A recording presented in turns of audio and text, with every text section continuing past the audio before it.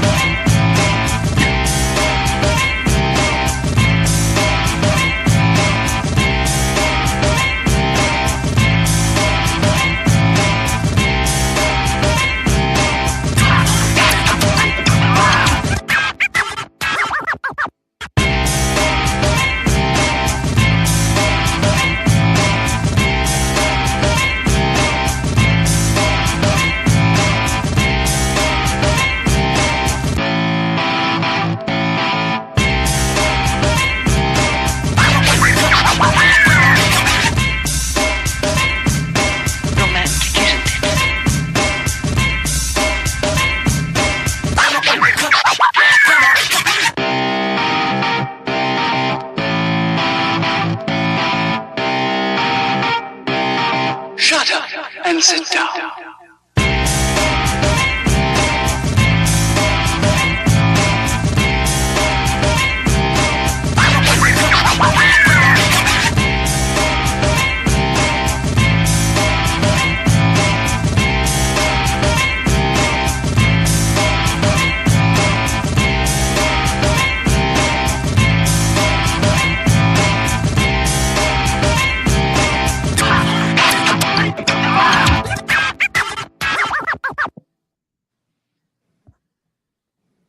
Nuts!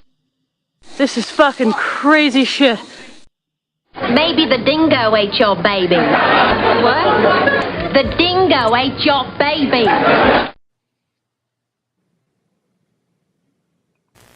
It's 10 p.m.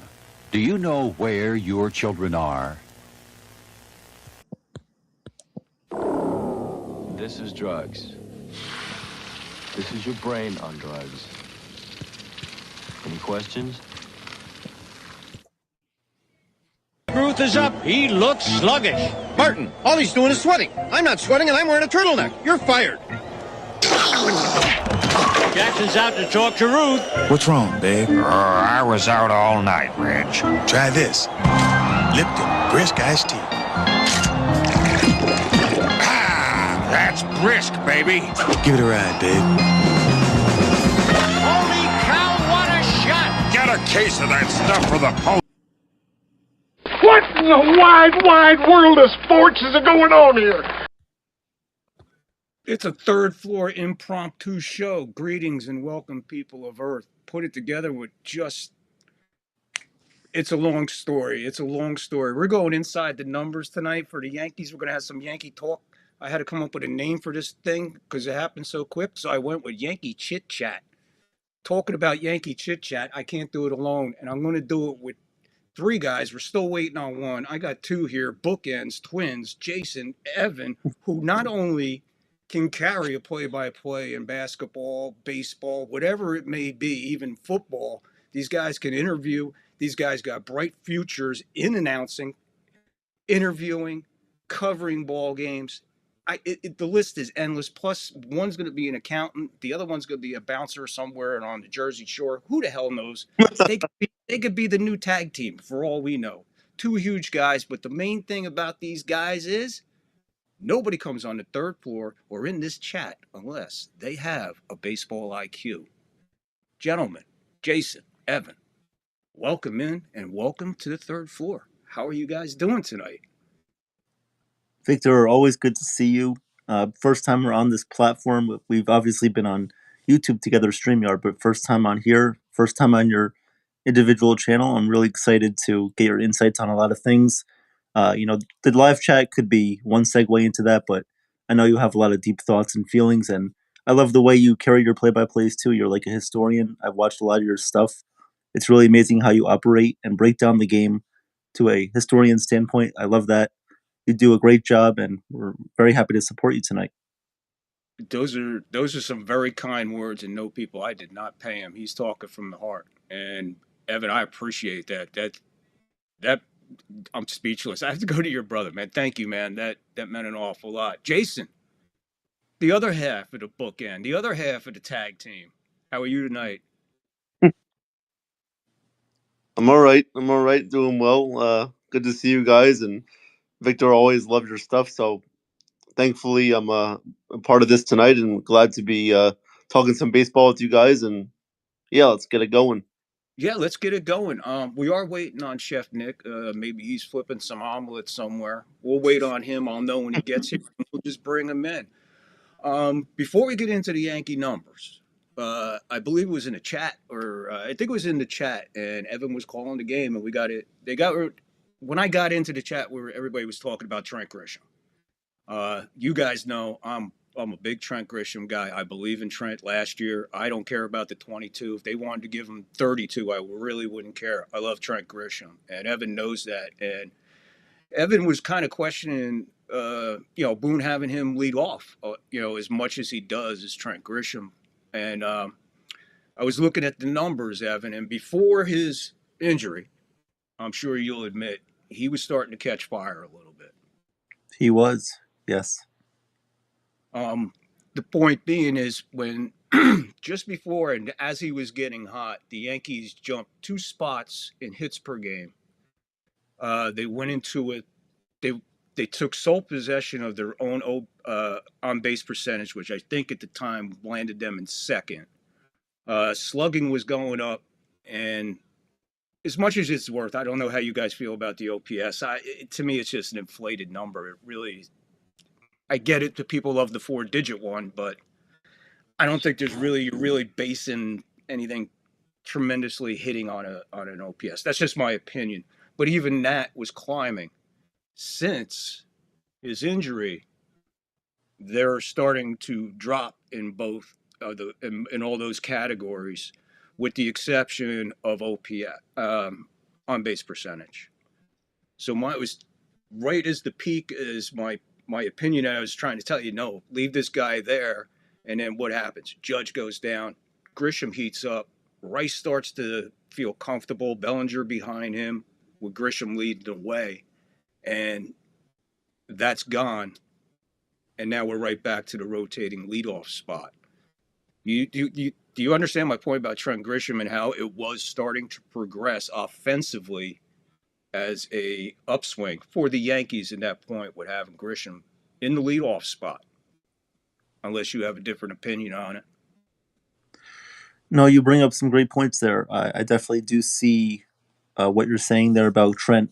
The hits, the fact that he was also drawing walks, he was working counts. There was that one point I believe it was in mid-April, late April, he was seeing a lot of pitches, and he was really allowing all the other guys to see a lot of those pitches from guys like DeGrom, Leiter, and it was really that Rangers series that really told me who he was as a significant guy at the leadoff spot, allowing Rice, Judge, Bellinger, as you mentioned, to really succeed off of that and really platoon off of the way that Trent Grisham was performing.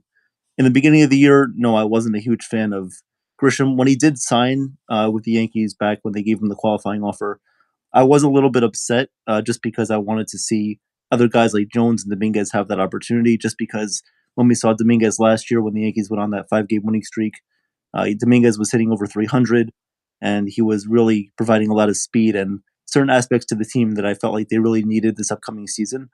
But I do feel like Trent Grisham now, with his impact, and especially like you mentioned, we're seeing now with his injury, we're seeing the leadoff spot kind of relieve back to what it was when it was at that sort of spot where it wasn't too successful.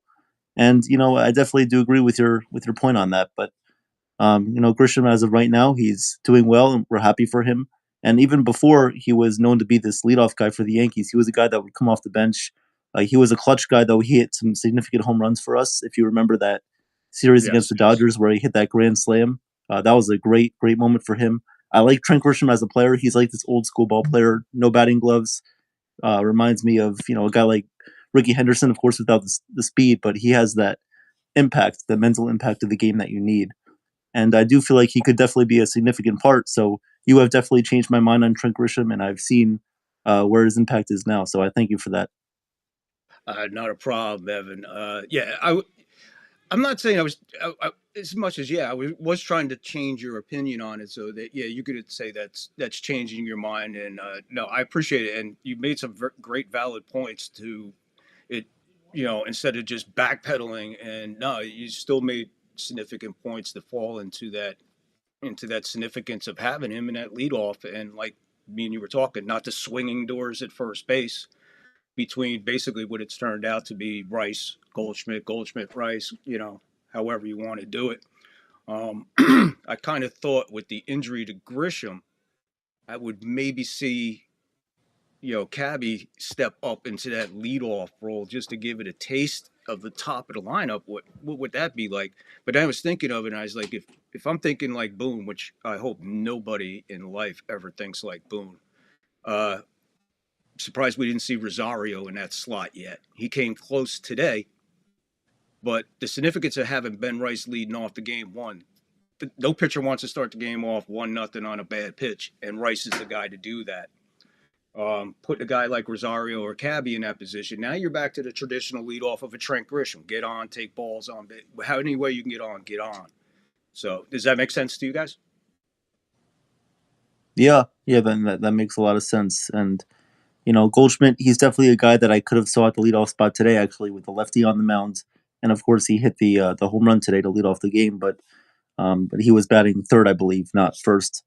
So there were a lot of times there where I did see Rice obviously with the leading off. I didn't really understand why today he was leading off. I feel like he shouldn't lead off against lefties just because of his numbers against them aren't as good as his right-handed hitting numbers against righties.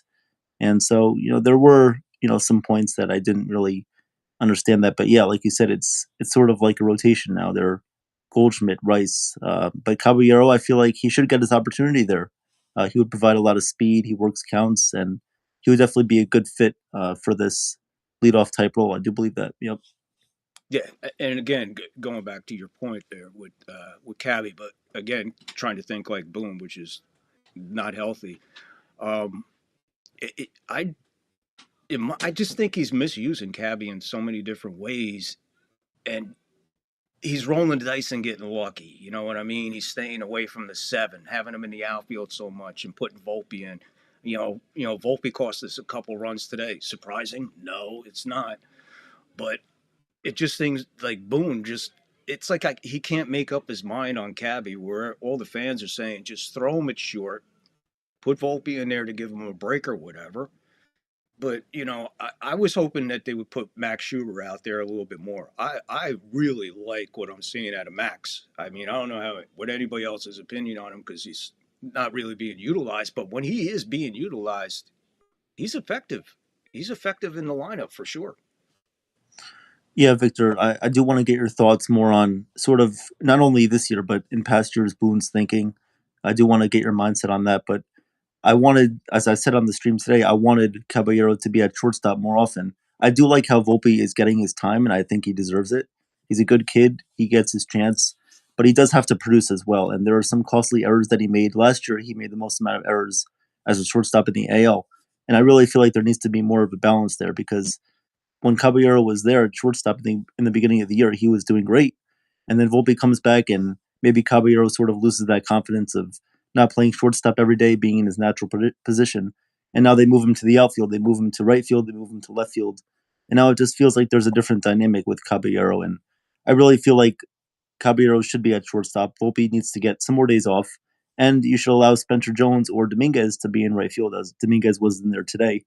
But also not move Caballero to left field either. So there needs to be, a balance between Spencer Jones being in the outfield, Dominguez being in the outfield, and keeping Caballero in one spot as best as you can, while still giving Volpe his opportunities too. Okay, and that seems like it's going to happen sooner than later because we're not getting Judge back anytime soon. However, Trent Grisham's going to come back. Now that puts a little bit of a logjam in the outfield. Dominguez, Spencer, Bellinger, Grisham's back. What do you Boone has the pieces, so that's really. It sounds like a log jam. I shouldn't have said it that way. It is a log jam, but it significantly can flow properly if managed properly, if you know what I mean. Jason, real quick, I want to get your thoughts on something you're familiar with, without being a Yankee fan, because you are a Mets fan, and your anticipations this year at third base were the same for us, but only in an opposite Mhm. format. You're getting a great ball player over there, and he seems to be, well, now he's starting to heat up, but it took him a minute to start heating up. Meanwhile, Yankee fans are screaming for a new third baseman, and I'm like, just let him play. Manage it right. He's doing good now the way they're managing him with the Rosario and the righty lefty thing. I'm good with that, or even starting Rosario early in and bringing that glove in, because you need defense on the field, especially in the infield on the line. I played the other line at first base. I know how important I am late in the innings. Very, very late in the innings, man. The line is the line is crucial. And to me, right now in the American League, McMahon's got a hot glove down there at third. But my question to you, and let me know, Bochette, McMahon, same scenario, same kind of bust out. Of course, with Bichette bust out, where he's going to put real numbers up, where McMahon's going to satisfy us and keep us going. Do you see the comparison I'm making with the two, and what are your thoughts on both of these players? Oh yeah, no, I definitely see your comparison there. I mean, Bichette, McMahon, they're pretty much. I would say they're similar in terms of contact hitters, but in terms of home run hitters, they could be on and off most of the time. I mean, Bo doesn't hit that many home runs, and I know McMahon, he does hit like 20 to 25 home runs per season. I mean, obviously coming from the Rockies, he obviously came in from a ballpark where he hit a lot of home runs because of the mountains and the obviously the altitude there. But no, from the Yankees now, I mean, he's been hitting a few. I mean, mostly at Yankee Stadium, not really on the road, but mostly at Yankee Stadium where it fits him well. And but yeah, no, from Bo Bichette's standpoint, I mean, City Field, it's a little bit harder to hit a home run because left field is obviously 358 there, and you got right field. You got a little bit of a short porch there, but at the same time, it's harder to hit at City Field. But I think Bo is just focusing more on hitting line drives right now and just trying to get going based off of contact rather than trying to hit home runs. And but yeah, no, I could definitely see your comparison between both of them. They're pretty similar on the hot corner, and they're trying to they're trying their best to get accustomed to both teams and the market and how they can improve going forward. A comment made by Paul O'Neill on an early broadcast when they were talking about McMahon, and Michael Kay asked him, he says, if you were to help McMahon out, what would you tell him, or what do you see? What do you see? And Paul O'Neill immediately went, it's with his top hand. And somehow after that broadcast, which was a few weeks ago, McMahon has started to turn it around. I don't know if Paul O'Neill got in his ear, or I really don't know, but it seems weird. Now I watch his at bats in highlights previous to that comment. Now I'm watching him. I could see with Paul O'Neill, who's, if somebody's going to talk about left-handed hitting to me, I'm listening to Paul O'Neill. And it seems that adjustment not only is starting to give him more contact, but his tremendous power to left center where his home runs are going. Again, not normal for him to drive the ball with power that way so consistently. Yet Bo Bichette, again, struggling. So again, is it an adjustment like McMahon had with a top hand, or like you just said, is it Bo Bichette adjusting to New York, adjusting to City Field, adjusting to what used to be known as National League pitching, which doesn't exist anymore because of ABS and all that other horse shit. But I think you know where I'm going with that. What do you think? Yeah, I mean, yeah, no. Obviously, Bo is getting accustomed to City Field and getting more accustomed to New York, and obviously just gelling with the rest of the lineup with Soto and with the new guys, the young guys, AJ Ewing and Carson Benj, especially. And it takes time. I get it, but at some point, you would think that he starts to heat up.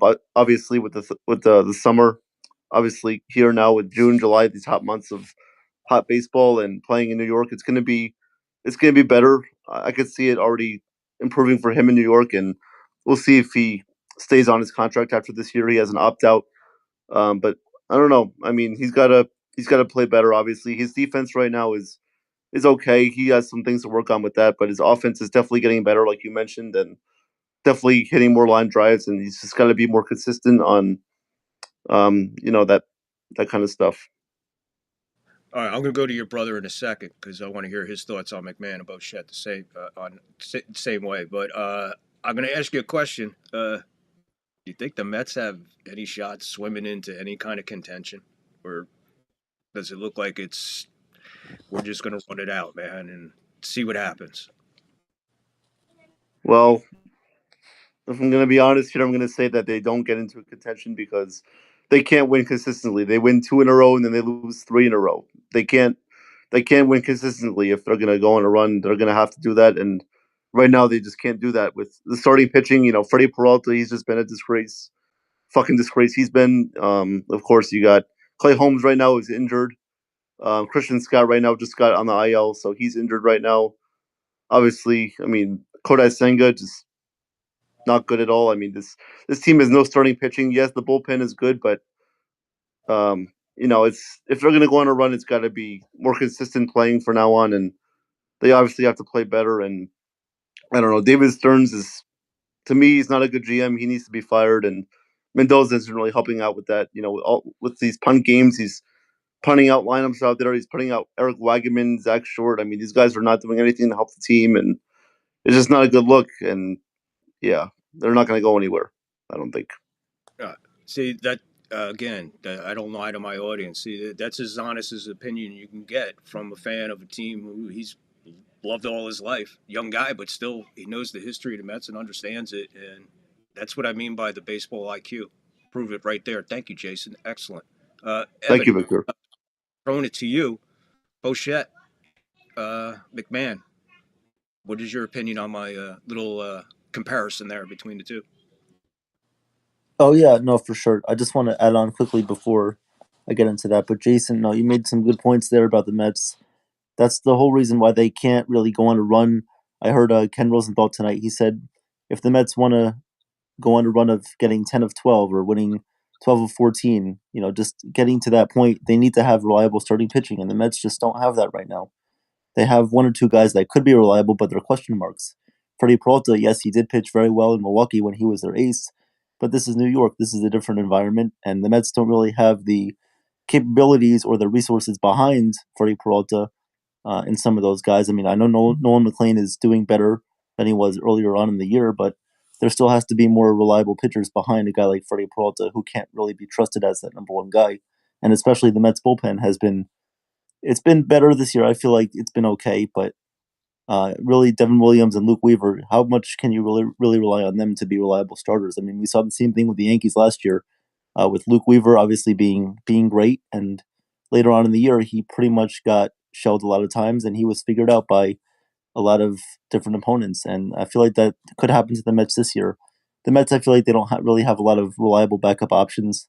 They need to find those resources either in house or trade for those guys. But the problem is David Stearns. David Stearns operates like a um, uh, smaller market general manager, and that's a big issue. At least Brian Cashman has the experience of being in this organization. He knows what the Yankees need, and yeah, we've been frustrated by some of the things that they have done or haven't done in recent years, like not getting a third baseman last year, and of course this year not getting some more depth behind some of their relievers. But there needs to be sort of a balance between what the Mets need to do to be in a better position going into this later part of the season, and hopefully they can go on a run. It would be cool to see that because I think Soto's had a great year. Bichette, now that this will lead into my point about Bichette and McMahon. That's a great point, Victor. McMahon, you mentioned it. I mean, since he's made that small adjustment, he's been hitting a lot better. And even with Colorado in his past seasons, he's been hitting a lot of those home runs to left center and even left field for that matter. He's been going the opposite way a lot, especially when he was at Coors Field with the Rockies. And just to see him translate from the Rockies to here, it seems like it's a more natural composition. I don't know what the Yankees were doing with him as far as last season. Maybe they were just I like that picture. Maybe they were just pretty much um, keeping his swing the same, or they were tweaking some things. But it looks like now that Paul O'Neill's mentioned that thing, it looks like he's been definitely been more comfortable at the plate, and he's hitting a lot better.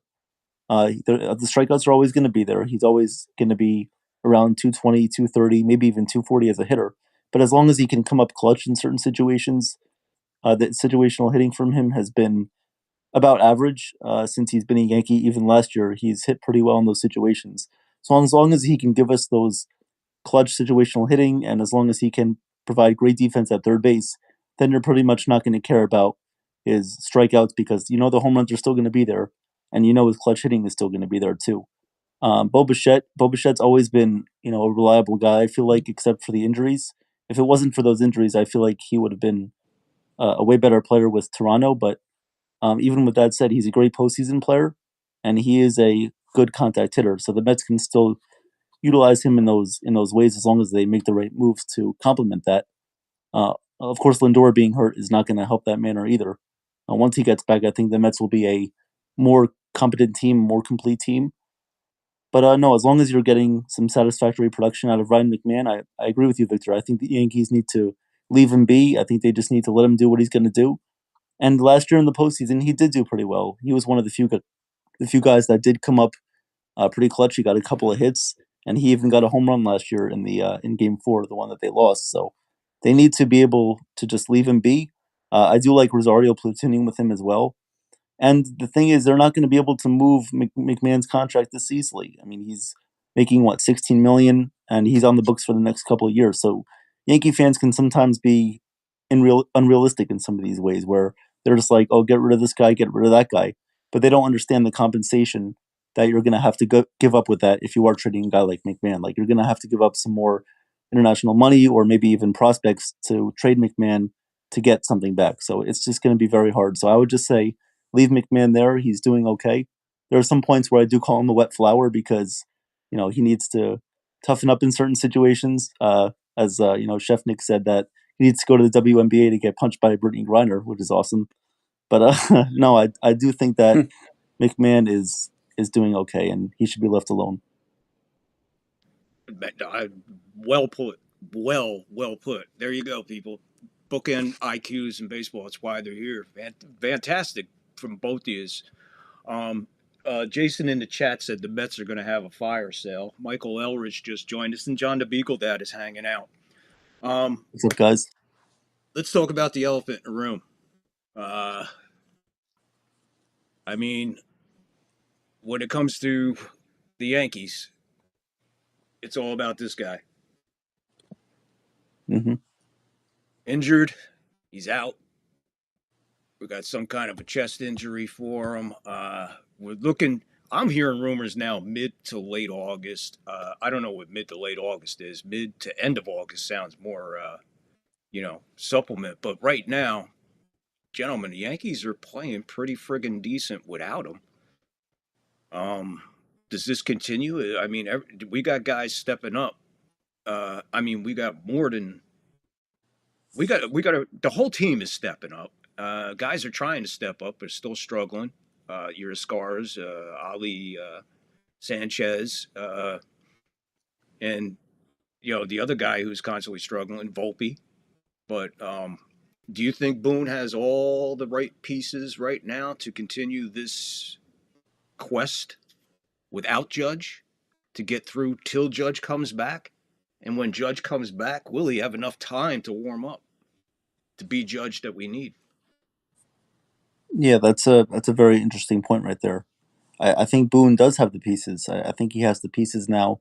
A lot of people were saying last year how Cashman didn't provide a serviceable enough bench for Aaron Boone, how Boone doesn't always have the resources needed. He doesn't have the guys to hit and run. He doesn't have the guys to bunt, but now he has those options. I mean, Caballero, Rosario, even a guy like Volpe, if you use him in the right situations. And I've been critical about the Yankees' philosophy in the past and the way that they've used these certain players, about how they've developed these prospects. But if you utilize them the right way, if you take their strengths from what they did in the minor leagues or for Caballero and Rosario's sakes in previous organizations, you definitely have the right pieces to succeed. It's all about just using them the right ways and seeing what they can do. You definitely have the right pieces, in my opinion. I think that Dominguez and Spencer Jones can definitely be those guys as well if they play consistently. Obviously, with Spencer Jones, everyone's, I think, a little bit conflicted on what he's doing right now. Obviously, we know the strikeouts are a little bit high, and I do admit that I do get frustrated by his lack of contact at some points. But he's still getting used to MLB pitching. He's still getting used to that aspect. And are the Yankees in a real position right now to let him develop, or are they going to go in this win now mentality of, oh, if they want to trade him for a win now piece in the outfield, would they actually do that? I know there have been rumors in the past about Stephen Kwan for the Guardians. I would personally love a guy like Stephen Kwan, but the Guardians aren't going to trade him for a bag of chips. They're not going to trade him for a Pepsi can. They're not going to do that. A guy like Luis Ariz, who I was, Victor, if you don't know, I was very high on Luis Ariz last offseason. I wanted the Yankees to sign him. Yes, And I I remember. really, everybody was complaining about his defense. Oh, his defense is subpar. Even if he hits 300, he's not going to do well defensively. He doesn't hit home runs. He doesn't hit for power. Who cares? The Yankees need a guy who makes contact consistently. This has been the problem with the Yankees for many years, is that they do not drive in runs with runners in scoring position. That's been the main problem. And we even saw it in certain aspects of today's game where they leave like 10 runners on base. They left the bases loaded. I mean, seriously, you need a guy like Luis Ariz in this lineup. And now everybody wants to go out there and say, oh, let's trade for Luis Ariz. I don't want to put any names out there, but They're not listening. I did see, Ken from Yankees Ugly Truth. He was bashing me in the offseason about how Luis Ariz wouldn't be a good fit. But now he made a short about how, should the Yankees trade for Luis Ariz? I think that would be a great move. Hello, I was talking about that back in December when we were talking about the Yankees offseason plans. Hello, do you have any clue what you're saying? So please, it just goes about like, in respect to Ken, I love Ken. Ken's great. All the love in the world to Ken. Of course, yeah. And Ken's awesome, and thank you for him for serving our country for sure. Absolutely, it's not my fault. Flip flops. But he's just a soldier. That's all he is. But no, it's these are certain things that have to be talked about, and you have to bring these things up. So that's really my opinion. I'm glad you brought that up and said that about Ken. We love Ken, and Ken, thank you for your service to your country. I love you to death. I respect you, and you got a great IQ. And I would love to have him on here sometime, because a lot of times when I give my opinion, or you guys like you ask me questions, or Nick, I'm giving you answers from a hitter's perspective and a first baseman's perspective. I don't know where to begin with a pitcher's perspective. So it would always be nice to have Ken as that bounce back and forth. You could hear from what a batter's thinking at the same time what he's thinking on the mound, and that kind of chemistry. But I'm glad you mentioned that, because there's a couple shows out there now. Yankees Unloaded. You guys familiar with that? Gary Sheffield Jr. and Yes, I am. Yep. The other Jake Alabongan. Yeah. Alabongan. I can never say his name, but every time I look at him, I'm like, you got so much money, kid, and you only read super chats. Really? I know. That's a whole nother conversation. Yeah, but no, it's all going to roll into one. You're going to like this. And there's another one out there, New York Sports Minute, with some... Yes, I've heard of him. Some idiot with glasses always screaming. It looks like something strange. Do you guys listen to Michael Kay? Yeah. I do. Practically, yeah, I do. Yep. He's the guy. That's Eric, the guy that called and challenged him on Trent. I did hear that. That's I did. him. He went on the show and played that phone call, and I was like, dude, you really want to prove you're an asshole and don't know what the fuck you're talking about. You're gonna play you. This is me being an asshole on Michael Kay, and his clickbait was, I got on Michael Kay and put it straight about, like, he fucking owns you, dude. Shut up. Yeah. And what I can't stand about him, besides his face, is when the Yankees lose, his videos go from 14 to 18 to 19 minutes. Yankees have a brilliant game or something. Cam the other night, but blah blah blah blah blah. 11 minutes. What kind of Yankee coverage are you getting from that? What kind of consistency? My point is that some of these guys are nothing more than clickbait. That guy has no talent, doesn't know a fucking thing about Yankees or what he's fucking screaming about, whatever the fuck he does. Like he's it's an act. It's an act. Yeah, like what happens when a hair goes up your ass when you're not expecting it. Or Yankees Unloaded, which I respected pretty much until this year. You go look at their channel, every title that they have, they're trading for somebody. Can the Yankees use guy? Can the Yankees use that It's guy? always a question. It's always a question. It's never an answer. It's always like, should they do this? Do they do that? It's like Yeah, a trend. It's like they go with the trend. No, yeah. they don't just go with the trend. And then Jake just sits there on that fucking baseball savant, and I'm like, that I has know. I don't know what you get out of that. You know, I get more out of reference or going other sources to see what I'm looking for because I'm not looking for all this. Oh, his percentage swing rate, his up rate. Who gives a flying fuck? Again, speaking from a fucking batter, you ain't got no time for that shit. Your scouting report, no matter who you're going out and facing, you look at them, you're like, all right, I'm just going to give you a scenario. You're going out, starting pitcher today is Tom Seaver. All right, scouting report on Tom Seaver. Blah, blah, blah, blah, blah, blah, blah, blah. We're in trouble. Try to make contact. Let's see if we can get on him, hit him quick, score on him. If we can't, gentlemen, who's pitching tomorrow? Okay? That's sometimes got to be your mentality going up. I mean, last year guys are going up against Cam and they're probably all right, rookie. All right, he had a couple good ones. Now this year they're like, fuck, I don't want to play against him. This kid's for real. Mizorowski out of Milwaukee, absolutely insane. 138 strikeouts at this point of the year.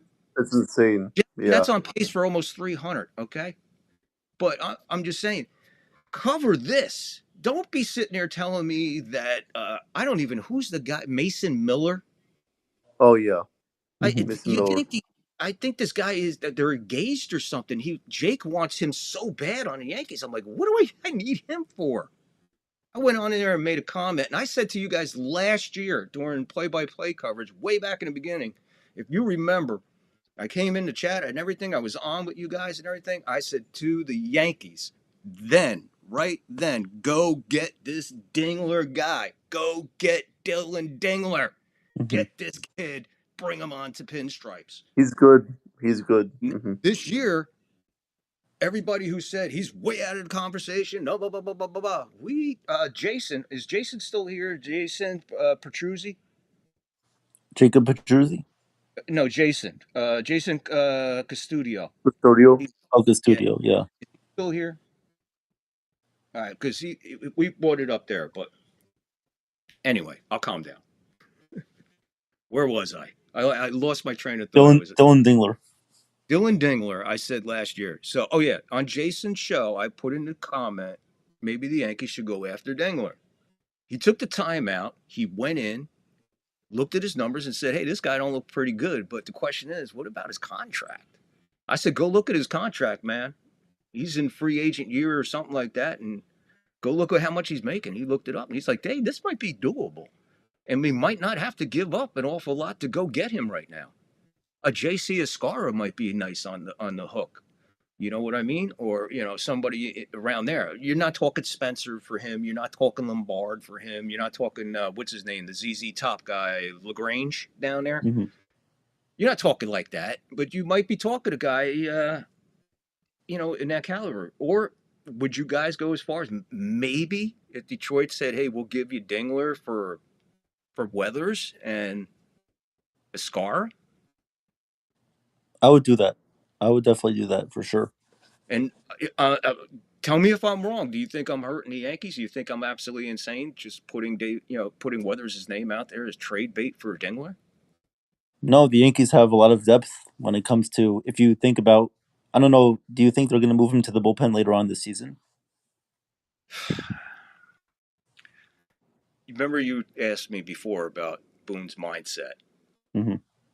I cannot even grasp onto the chaos of what he does with the bullpen.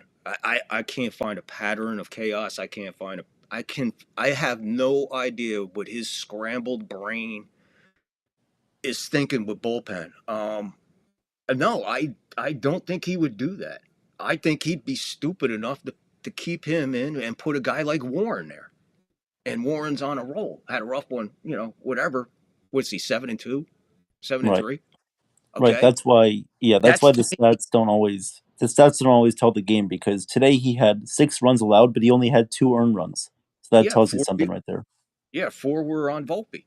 But like you said, thinking like Boone, I see Boone would leave Weathers in that rotate and take, Will Warren. and put him in with the role that everybody's expecting when somebody's got to make a move when Fried comes back, right? Cole ain't going nowhere, Cam ain't going nowhere, Rodon ain't going nowhere.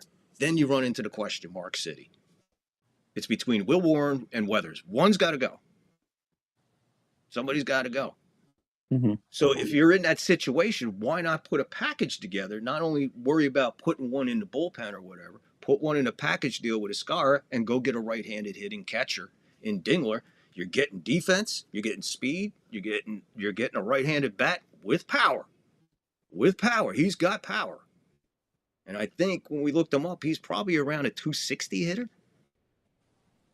Is Good that enough. a lot better than what the Yankees have right now? Way better. Way better than Austin Wells coming back tomorrow. Yeah. And you know, in a crazy way, Weathers might find his way back to the Yankees somehow, you know, either this year or next year. It's not like a throwaway trade because you might be able to grab him and come back, depending on what Detroit does with him. But that would help Detroit in the two aspects that they're looking for right now. And so if I'm the Yankees, I'm putting them two on the bait and throw it in the pond and see if the Tigers bite. Now we got Detroit coming up next week, so we're gonna see Dingler in action. Mm-hmm. So maybe I have a question. Go ahead. Do you guys move for a Scooble? No. Don't need him. No. You don't I need was saying that last year too. I don't want Scooble. No, I don't. I don't need him. I really, honest to God, yeah. It's not that I wouldn't have him, take him, you know, but I don't need him. So there's no reason to even have him on the. Evan, you could talk. You know, your opinion. To me, he's not even in my top 100 that I'm even thinking about right now. Oh, really? Wow. Going back to last year, I really thought that Scooble was an injury waiting to happen. Now he got lucky this year with only being out for about a couple of weeks to a month, but he really was let off the hook with that. Now he's a great pitcher and all, but like Victor said, he would just be overkill. The Yankees don't really need a guy like Scooble right now. You have more options that you can fill on your roster. You have more needs. You have more things that you need to address rather than getting another starting pitcher when you already have Cam, you already have Garrett Cole, you have Rodon, you have Max Fried coming back. So that you really have three potential aces in your rotation. So you really don't need to go after a guy like Tariq Skubal when you're probably going to have to give up Lombard. You're probably going to have to give up Jones. Probably going to have to give up either Legrand or Rodriguez to get him. There's really no point. Especially when you got Duvall pitching the way he does, the way Bird and Yarbrough have been pitching lately. You know, what am I going to go get a starter for? Mm-hmm. You got to look for. Boone's looking to whoever he decides. It probably will be Weathers, Evan. To answer your question, it's probably going to be Weathers. But don't be shocked if Boone goes and puts Warren out there. Not at all. Yeah.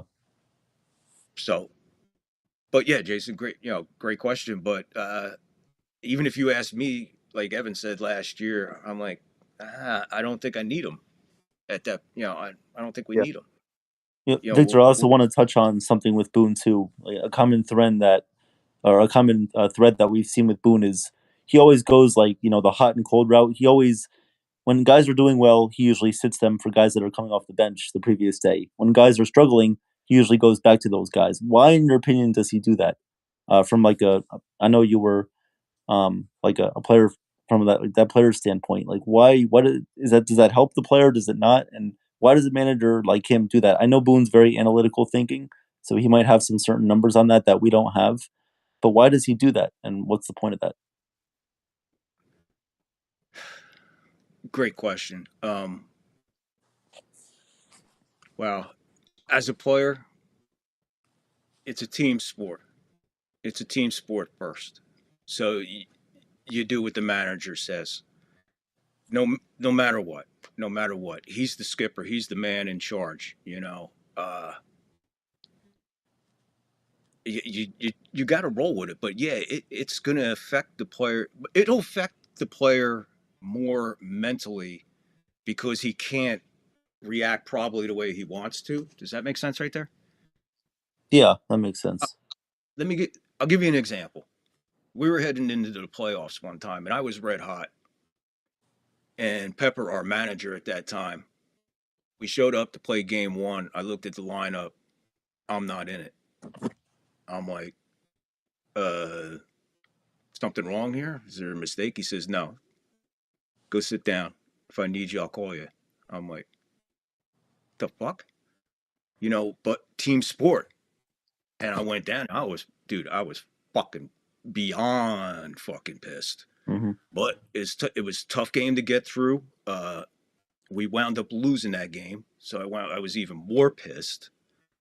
And the guy who was playing first was just a big guy and occasional power. So after the game, I was like, Pepper, you want to explain your fucking self after this? He says, game two's tomorrow. See you tomorrow. Be here. And just walked away from me. I'm like, what in the fuck is wrong with this dude? Mm-hmm. Showed up for the next game. Look at the lineup. I'm not in it. I'm like, oh boy, there's got to be an issue. So then I went to a couple teammates. I'm like, what in the fuck is going on here? And they're like, oh, don't worry about it. We'll talk to him. So just before the game, he made the decision. He's like, all right, Vic, at first base, blah, blah, blah. You're going to bat sixth tonight and everything else like that. So I just grabbed my glove and just took the field. I'm like, what the fuck? When I came back off, when I went on the bench, Bobby Vincent, my mentor in hitting, took me aside and he says, Pepper did this for one reason. I'm like, why?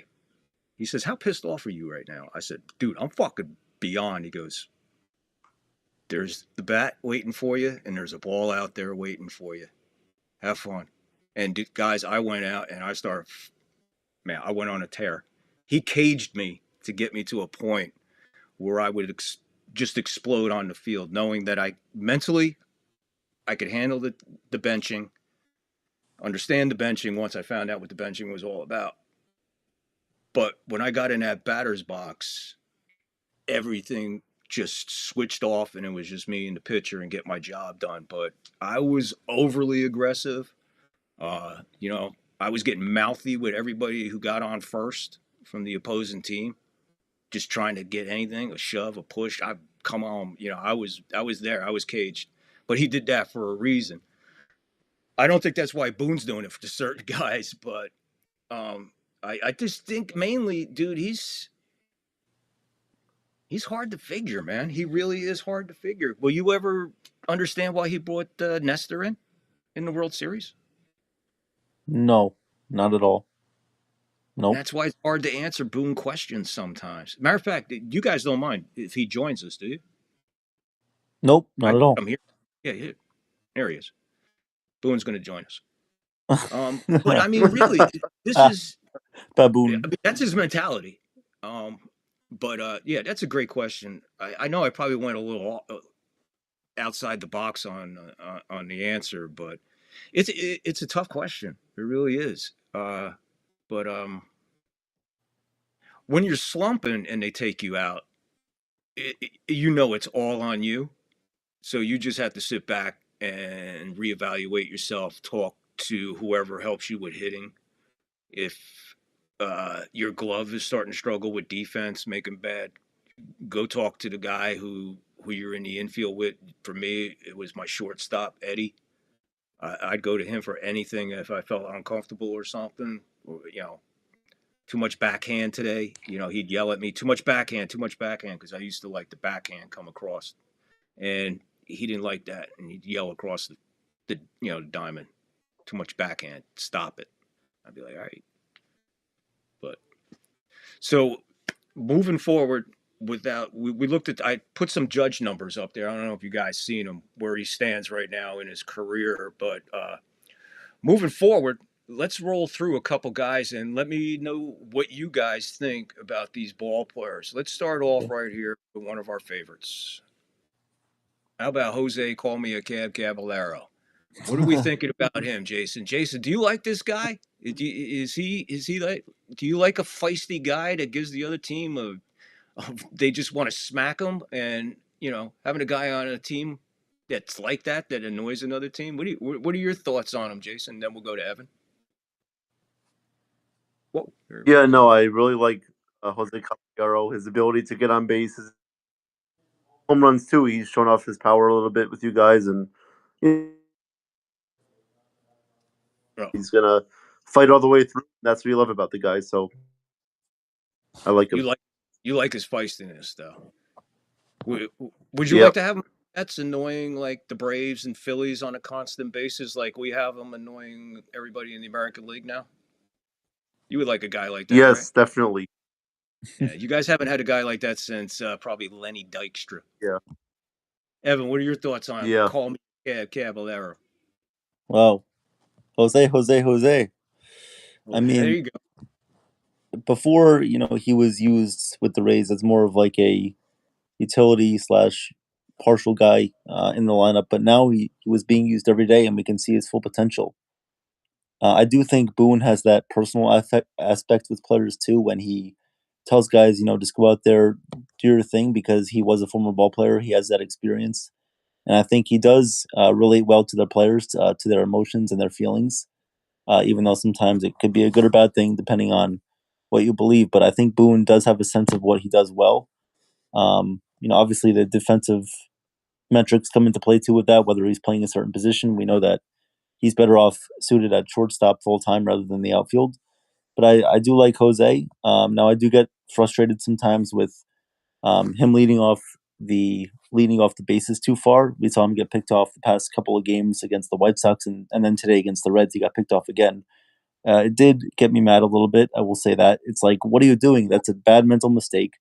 There's no reason for that. I mean, what are you thinking? And that's just where I sometimes get confused. Why are you trying to do too much on the base pass? But I can see sort of what his mentality is. He wants to get on base. He wants to steal, and he's just a pest for other opponents. I would definitely not want to have to play a guy like that. I would try to evaluate him, try to see what his weaknesses are. But one thing that I do like about him is definitely the ability to get on base, his speed aspect, and his defense has been very good too. Yeah, very well put. I have played against a guy like that, and yeah, you just want to you just want to smash him in the face with a baseball bat. They're so, and especially when they're really good. You know what I mean? Yeah. Next player up. You talk about baseball IQ, guys, and a guy who has just seems to have all the tools, rarely makes a mistake. Jason, you're familiar with him for a little while until the Yankees took him out of the National League, give you a break with him playing against the Mets. So this is a guy you're a little familiar with, Cody Belly Full of Wine Bellinger. Your thoughts, gentlemen? Start with Yep. you, Evan. Belly ball, belly bombs. I like Belly. Belly, I said this year he was one of our most productive hitters in the lineup. Definitely hitting in the high 270s. I think he has 20 something bombs so far this season, if I'm not wrong about that. He's definitely been one of the best hitters the Yankees have had against left-handed pitchers, going back from last season, which the Yankees need more of that, which is why they need a couple of right-handed bats at the deadline. But Bellinger, he's a consistent player. He's not what he was with the Dodgers when he was winning MVPs. He's not that type of player, I don't think, anymore. But I really feel like he is just back to that solid outfield, very great defensive glove. He's great wherever you put him, left field, center field, even right field. He's great wherever he is. You can rely on him to be high in the order. He can definitely drive in guys, and he has that all around ability, the bat to ball. He has the speed as well, the power, and he's a great fit in Yankee Stadium too. A great fit with that. I wanted the Yankees to trade for him back in 2023. Remember that season when Belly was with the Cubs? He hit that moonshot off of Carlos Rodon, and I said, wouldn't it be great if the Yankees got this guy at the deadline? And they ended up getting him last season in 2025, and I was very happy about that, and I'm still very happy about it since. When he signed his contract, another great thing is about his contract too. The value of his contract. He's on the books for not that much per year, and definitely you can instill his value with a lot of other players, but he gives you a lot more. He gives you a lot more than other players would with that contract, and he doesn't really get hurt a lot either, which I like. He's reliable, and he's very consistent too. Very well put, man. Yeah, he is I, just has such a high baseball IQ. I know I keep saying that, but that's what got me through, and that's why I love the game so much. Jason, your thoughts on this guy? He used to burn the Mets a little bit, hadn't he? Yeah, just a little bit. I'm happy he's not in the NL. He would still be torturing the Mets and giving us all kind of nightmares. But yeah, no, um, he's just a great fit for the stadium and a great fit for the fans. And you put him anywhere, he'll play anywhere you want. He's a guy that will just go out every night and work his. That's what you want as a team player. You know, he's not going to back down, just like Jose Caballero. And you know, it's great that the Yankees re-signed him. So yeah, for you guys going into the second half of the season.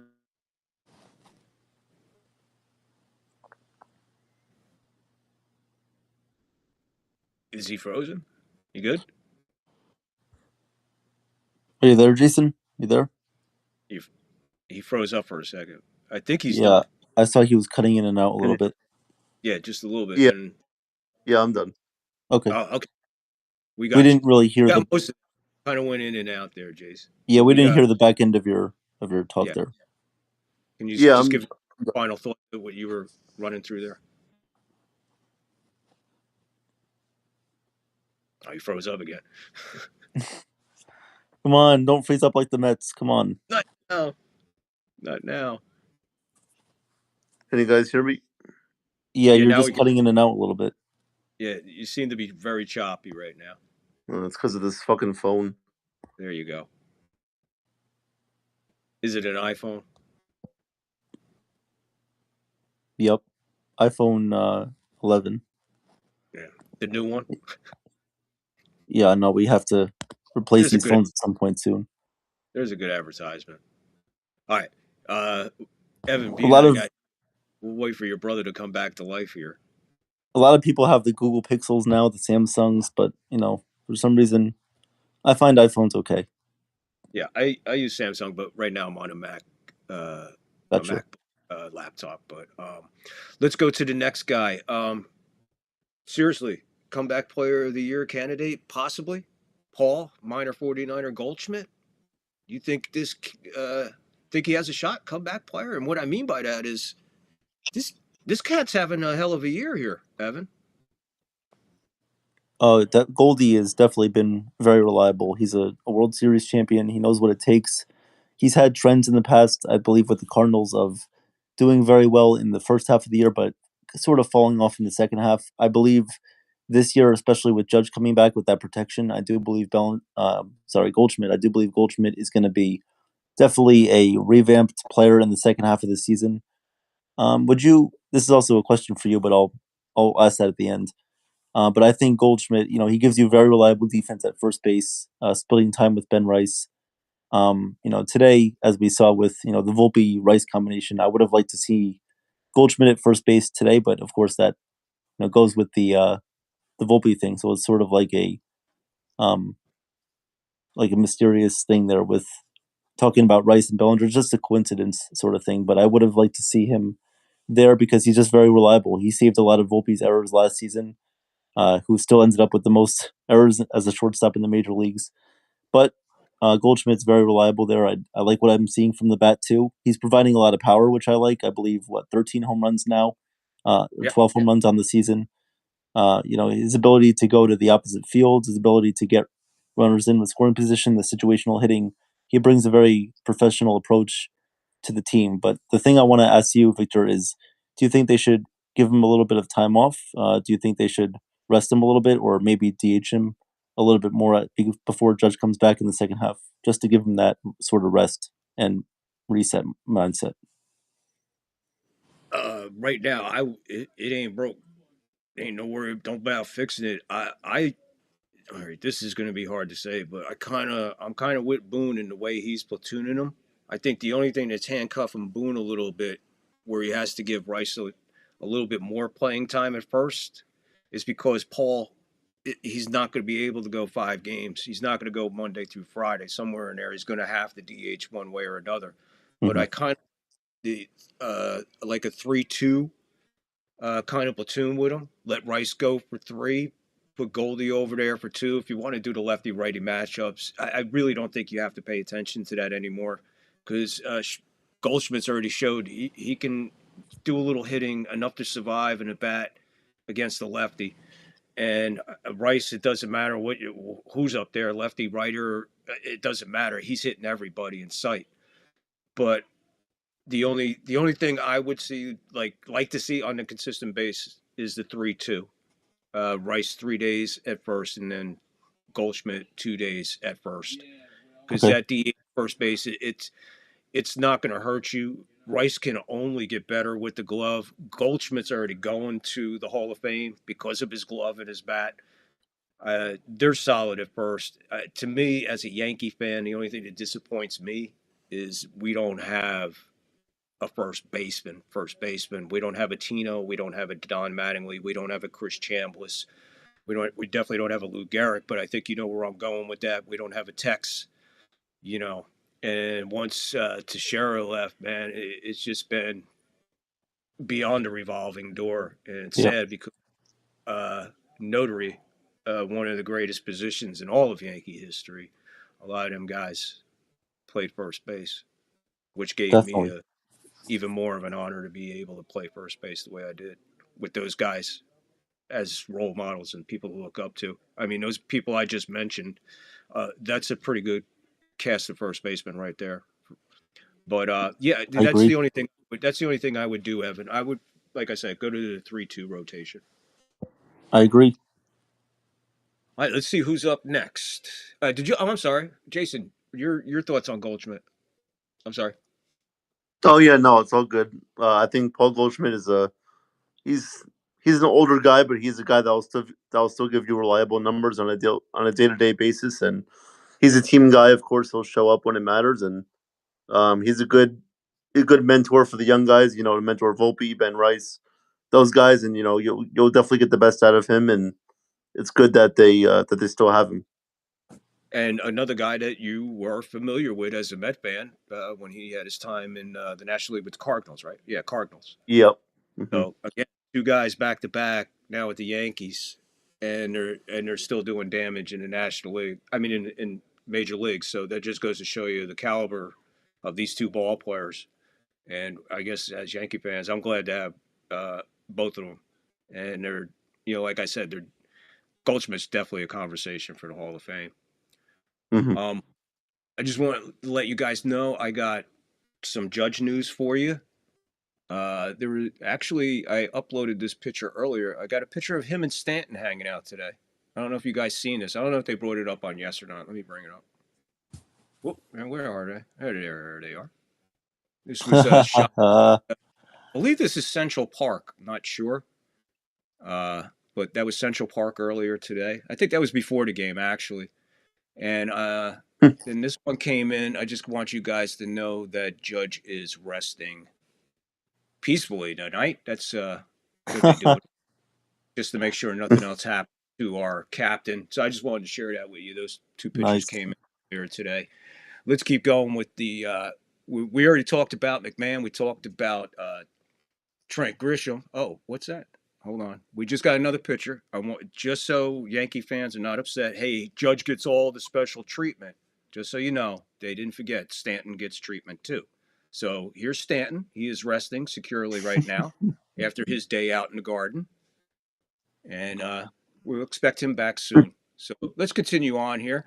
Take a look at. Well, let's talk about him, guys. Been all over you like white on rice, and he has been all over like white on rice on every pitcher this year, no matter Is that who's Ben coming Rice? left. That's Ben Rice. Okay. Left, right. He kind of looks a little bit like I think Donnie Wahlberg, but hey, that's the best I could do to get it look like Ben Rice. Hey, at least I got his name spelled in Rice. But yeah, Exactly. Yep. what do you think of Ben Rice? Does he remind you of any uh, early Met hopes at first base that showed kind of like an IE, like a Pete Alonso. I'm not going to say Keith Hernandez because Keith Hernandez was not, Met born, so to speak, in the farm. But does Ben Rice Yeah. remind you? Does he remind you of anybody you've seen in the past of the Mets that we might know? Oh yeah, definitely. I mean, like you mentioned, obviously, Pete Alonso, of course, but also a little bit like Lucas Duda as well. I feel like a little bit. He's got that swing like Lucas Duda has, and he has that short porch swing in the right field. That amazing, just smooth swing that Ben Rice has is just unreal. But yeah, no, he's having one hell of a season, and he's definitely deserving of an all-star spot for the AL. And yeah, no, he's just a great player, great guy to have in the clubhouse, great power guy, and great leader on your team to have along with Judge and the rest of those guys. Well, let me ask you this before I go to your brother. Do you, and I'm asking you this because you're not a Yankee fan, really, but you're a baseball fan. Do you think Ben Rice is in conversation for MVP if he keeps on this pace? Yep, I really think he is. Evan, Ben Rice, baby. Glad he's ours, right? I'm very happy. Kid from Dartmouth University, great kid. I think he grew up in Boston too. Same with Cam, but that's really cool. I do like Ben Rice, really do. He's been great. The first year, I remember when he first came up, he had that 3 home run game against Boston. That was awesome. But pitchers were adjusting to him. Pitchers knew what his weaknesses were. He was struggling on the inside, off-speed pitches like the changeups, the sliders, the curveballs. But he's a master at those now. He takes those all the way now. He's become a very professional hitter, and he's actually used some of Judge's hitting coaches as well to help prepare him for those types of adjustments that pitchers would make on him. Same like what Judge used for his hitting philosophies. Ben Rice uses those same coaches and mindsets, which is great. And it's awesome to see Ben Rice just thriving with the Yankees. Good to see him in the top of the lineup. He's a prospect that is definitely working out for us so far. I hope that he continues this trend going on right now. And there have been a lot of prospects that have filled with the Yankees, but this guy is a different guy. He has that mindset that he wants to get better every single day, and he's really meant for New York. He's meant for Yankee Stadium, and he has just been an all-around amazing player for the Yankees. Really has. Same question to you without being biased, Evan. MVP candidate? Yes, as of right now, I do have to put him in that conversation. There are definitely other guys that I think maybe are slightly ahead, but Ben Rice, one turn or another, can definitely put him in that top spot. Yeah, I agree. Oh, I agree wholeheartedly with you. He's in the conversation. I agree with you there. There might be a couple guys we could talk about and argue about, but he's going to be in that argument for sure. And if he keeps on this pace, there might not be no argument because he's just having one of those. He's just having one of those years that they come by once in a while. Especially this young and this early in the early stages of his career as a Yankee. But hey, looking good. All right, we're gonna have fun talking about this guy.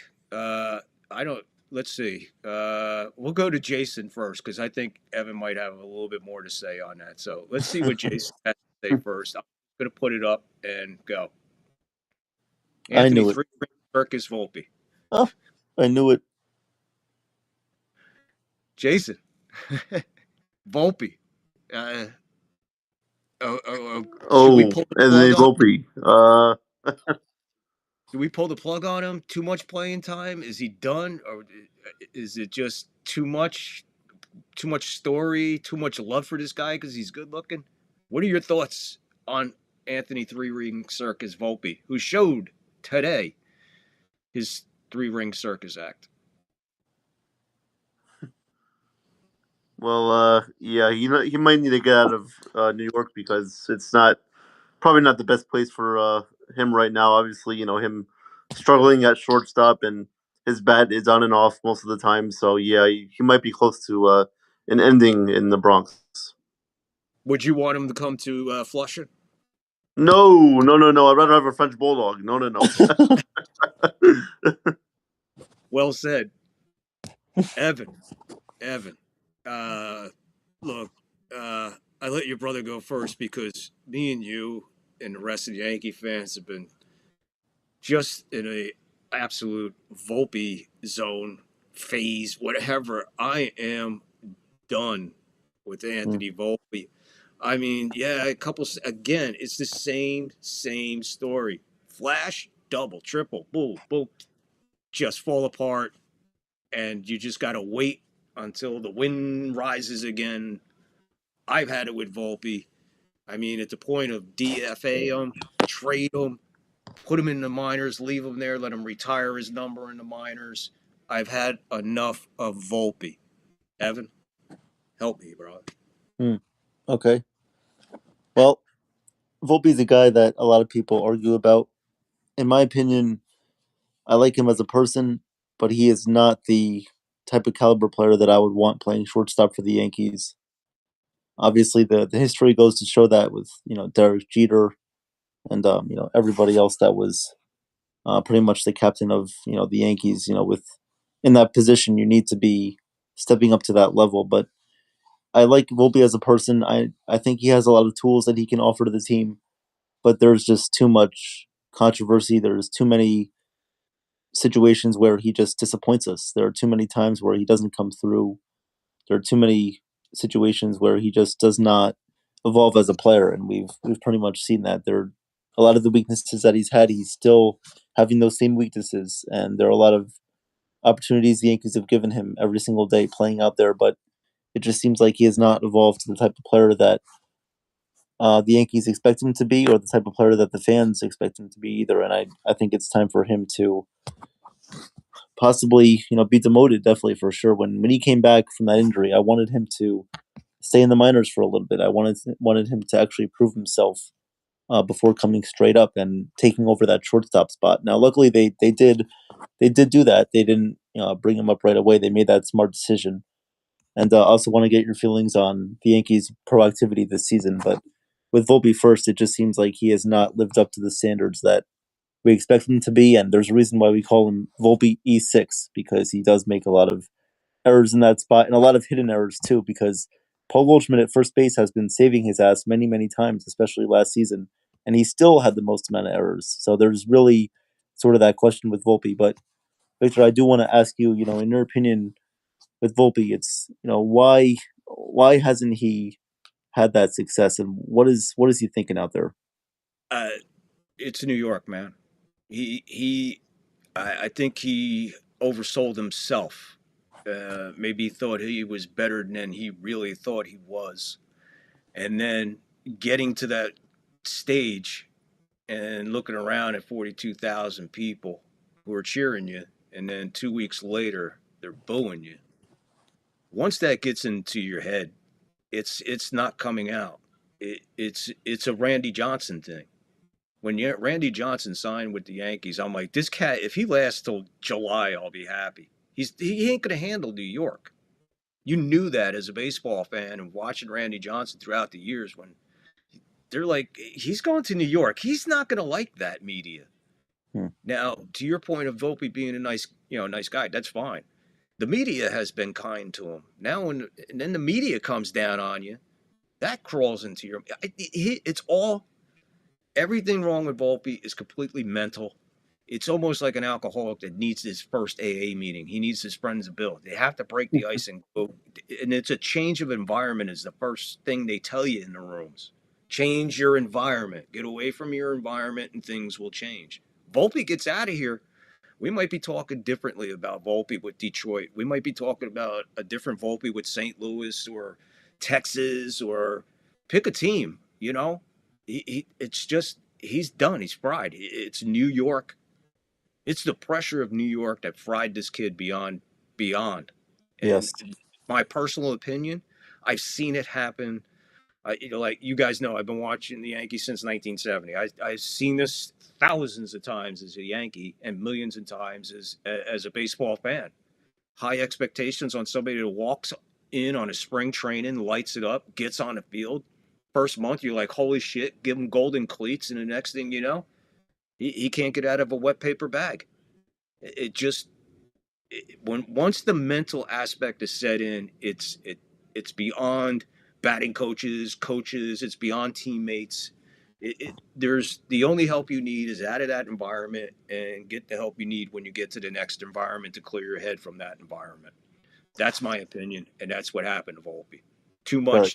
much Broadway lights for the Volpe man. And do you think that with the Yankees' productivity this year, do you think that he could have benefited from more times in the minors? Do you think he could have benefited from, sitting on the bench a couple of times? Could that have benefited him more going into regular playing time? I'm going to agree with you. He got called up way too soon. He got called up too soon. And Yankee fans can say, well, they had no, you got fucking choices down in the minors. I don't want to hear this shit. That, to me, that's a golden opportunity because at that point it was only going to be like a temporary thing, if you guys remember. But then an injury on top of that created a whole nother fucking thing. So I would have left him there. And to be honest with you, everybody, hey, we're going to bring Spencer up, right? Let's see Lombardi. Let's bring him up. What the fuck? Bring him up. Bring him up. Right. Put him in the starting lineup. There's 9 innings, kid. Let's see what you got. Comes away. Hey, nice defense. Your bat sucks. Hey, great bat. I thought you had a glove. That's the only thing that the outcome of taking that chance is. You're gonna know in 9 innings. All right, send him back down. Bring him up. Give him a fucking shot. You did it with Spencer Jones. You seen the result the first time he came up. Broadway lights again, Evan and Jason. Broadway lights again. Wow, I'm where I want to be. Holy shit. This is a whole nother ball game up here. Go back down, probably mentally reset himself, comes up. Now, not looking too bad, looking comfortable. He's comfortable because he knows he ain't going nowhere anytime soon with Judge being on the IL and now Grisham at. He's comfortable. This kid proves I belong here. Volpe, back forth, comes up. It's out the window. Every fucking time, it's out the window. Dominguez, right? All this last year with him. Let him play. We let him play this year. What happened? He runs into the fucking wall, loses 10 days, comes back, picks up right where he I left called that off. game. I called that game, yeah. And Dominguez is swinging from both sides of the plate this year. Like he's learned what he needed to learn. A lot better from the right-handed side, yeah. Right. Spencer, there's an example on Spencer coming up and down, getting results. Here's Dominguez coming up, getting results, injured, down, up, showing results. Volpe, come up. Hey, he had 2 good games. What about the other 5 games this week? What about the other 6 games? What about the other 18 at-bats? Hey, if I could hit 5 triples in a game and we still lose, you think I give a fuck about hitting 5 triples? No. It's a number. This goes in my stats. Show me production. He shows you no production. When's the last time he had a game-winning hit? When's the last time Volpe made a diving stab up the middle to save fucking bases loaded or something? It ain't happening. And it's not going to happen. And it definitely ain't happening anytime soon. So great point. I hope that answers your question about Volpe, and production-wise. Right now, I think Cabby losing time at short and going from short to third to fucking the outfield to not playing that's going to hurt Cabby in a way. But thank God he's a fucking psycho and it probably won't affect him. Yep. Great points. Great. But that's the way I put it. Speaking of great points, I brought this guy up earlier. I really want you guys' honest opinion on it because I think a lot of people are short selling this guy. I think this guy might be our wild card, especially when it comes time to put the clinching mark on the East to get set up for the postseason. And I think this guy might be a key element. And that is, hold on, God damn it, Max, not Mad, not Freed, Schumann. What do you think? This cat, I am impressed with this guy. Well, do you want me to go first, Victor? Go ahead. Yeah, either one. Go ahead. Schumann, okay. Yeah, Schumann coming from the A's, he was a bit overlooked, I feel like, from fans when the Yankees got him back during spring training or even a little bit before that. He's a guy that can play all over the field. He can fill in when necessary. You did mention the point before about how he should be maybe starting a little bit more. He should be given more opportunities. I definitely agree with that. He should be given more opportunities, especially defensively.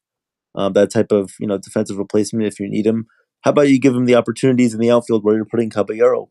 How about you give him those chances instead of putting Caballero in the outfield? I mean, that's right Boone there. Has Volpe at short. He's got to have Volpe at short. I know. But go ahead, continue. I'm sorry to interrupt, but that's the sore spot. That's where my point being, this kid needs more playing time. It's hurting Cabby not being at short, and this guy's paying it. Keep going, Evan. Sorry.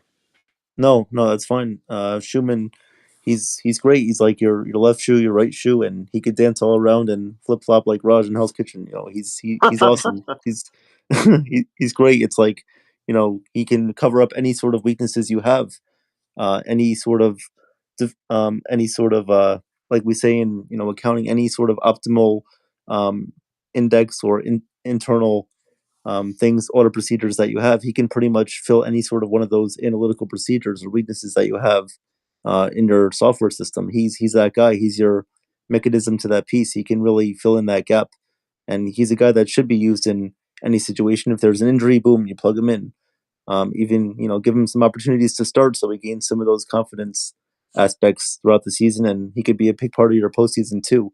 But again, I mean, with Boone, you just don't know how he's going to manage the bench. You don't know when he's going to play certain guys. Does he have the right feel of which guys should be in there? Does he have the feel of which guys are playing the right positions, which guys are playing the wrong positions, and can he really change that aspect? I mean, we feel like Boone has the pieces to do it. Can he just manage them the right way to bring us all the way? That's still a question mark, but he definitely has the right pieces there, and I think Schumann is a big part of that. Before I go to you, Jason, just to jump on Evan, and Evan, another thing I'm impressed about is his baseball knowledge too. He runs the bases very well, but another thing I noticed about him, he could work a pitcher. Jason, your thoughts? Yeah, no, Evan. I mean, you pretty much touched on it all. I mean, Max Schumann is a guy that you can put anywhere. He could fit any position that you put him in, and he's a contact bat. He can go out there, work pitchers, like you said, Victor, and he's a guy that can work at bats and grind out, make pitchers tired, and get on base and steal a few bases for you guys. And he's a good fit to have, obviously, on the bench as well. So I guess both of you guys are in agreement. You'd like both to like see a little bit more of him, a little bit more action with him. But here we go. What happens when Judge comes back? What happens when Stanton comes back? What happens? You know, I just hope Max is not one of these guys that disappears from this roster anytime soon. Because, like both of you said, the same thing. You could put him anywhere. Um, it's kind of another Cody Bellinger. It's kind of another Caballero. It's like you have three pieces that you can pretty much move anywhere on that board, and not worry about it to an extent. You know what I mean? Cody could play anywhere in the outfield plus first base. You know, you got Schumer, like you said, you can move all over. Cabby's already showed he could play short, he could play second, he could play third, he could play left, he could play right, he could play second. He's all over the place. You know, so again, I guess both are in agreement. Evan, do you agree that if he sticks on this roster, avoids those cuts that are definitely approaching, when Fried comes back, when Stanton comes back, when Grisham comes back, you know, we're talking three spots, but we're talking two position spots. Uh, are you hoping, like I am, that he sticks around Oh, for because sure. of Yeah, ability? I definitely want him to stick around. He's definitely that value piece. I mean, like you said, yeah, he definitely works the pitcher well. He does have a couple of hits this year. You know, he provides some power too. Great knowledge of the base pass as well. Gets on. He also has speed, and you know, you need a guy like that. Definitely, I would. You know, this is the problem with the Yankees too. Sometimes it's like they play certain favorites. I mean, Austin Wells coming back this soon. I mean, I'm sort of negatively down on him. I don't know how he's gonna do coming back from the headaches that he was having. I hope he's feeling better. I hope he's doing well health wise. But I just don't think he's a part of this Yankees team, and I don't think he should be. Max Schumann definitely should be in that bottom half of the order rather than Austin Wells. But then it comes a question of what are you going to do with Wells? I mean, do you acquire a catcher? Do you trade him? Do you send him down? Or I mean, what do you do? But Schumann, whatever happens, Schumann has to stay on this roster. Well, with Wells coming back, and the only reason I avoided that because that's an easy fix, I think. I think they odd man out has got to be J.C. Escara because Yep. you got Ali from the right side now, and if you send Right. Ali, you're just showing the world that you just don't know what you're doing. So unfortunately, J.C. Escara is going to be the one to suffer from Wells coming back. That's why I avoided throwing him into that mix. I'm sure you could see why I did that because the other Absolutely. two players plus the pitcher, those are the main three that are going to cause either somebody not to be happy or whatever. But we're going to move on to the next guy, and I think we're all going to have fun talking about this guy because, I mean, since we seen him last year coming in and the game against Boston and what he did, Evan, it's very, very seldom that something this early looks this special, looks this consistent, looks this promising, and he's one of us. He's a Yankee, and I'm talking about Cam Shaft Powered Schlittler. What do I'm sure, Jason, you're going to have your thoughts on him too, but I really want to hear Evan. Since last year in his debut, all the way through, like I said, into that postseason game against Boston, which we'll talk about forever, and including that into the Toronto series. Man, this kid is. Every time he goes out, it's just amazing. 13 strikeouts yesterday. He's incredible. Really, he's awesome. He's incredible. He should be the Cy Young favorite as of right now in the American League. Absolutely. With Garrett Crochet being hurt, Max Fried, he was in that conversation before. Unfortunately, he got hurt. Garrett Cole's really never been in that conversation because he started out the year on the injured list. Cam Schlittler is far and away the best pitcher in the American League right now, no doubt about it. He is definitely Cy Young worthy as long as he keeps this up. I know there have been some conversations about worrying about his innings limit and the amount of pitches he throws within that. But I really don't think that's going to affect him that much. He has the stuff now. He has that other pitch in the arsenal that he can use off of his cutter, off his slider, off his fastball to really complement what he's doing out there. He definitely has the ability to shut down even teams with more contact-related hitters in their lineup, like a team like Toronto. He shut them down the last time he pitched against them. He shut that lineup down. He allowed one run against a Fuguzi home run by Kazuma Okamoto. I mean, that ball should have never been out in the first place. If it wasn't for that, he would have shut down Toronto completely. And he does have the ability to go out there, throw like 7 innings, and even if he doesn't have his best stuff, he can still manage the game well. He still keeps the team in the game, and that's what the best pitchers do. Even if he doesn't have his best stuff, he goes out there, he gives it his all, and he keeps the team in position to win. But yesterday, we see him go out there. He gets 13 strikeouts, and doesn't allow an earned run. I mean, that's really, really impeccable right there. And I believe his ERA right now it's about in the mid ones, I believe, the 1 teens, whatever it is. But 172, I believe. 172. Okay. He went down. He went from 182 to 172 or 174, might be somewhere. It's right around there. That's incredible. No, he's awesome. He's amazing, and he is the Cy Young as of right now. It's scary to me, Evan, and I was thinking about this, and I'm thinking of how good he is and how good the Yankee pitching coaching staff has been with him and everything.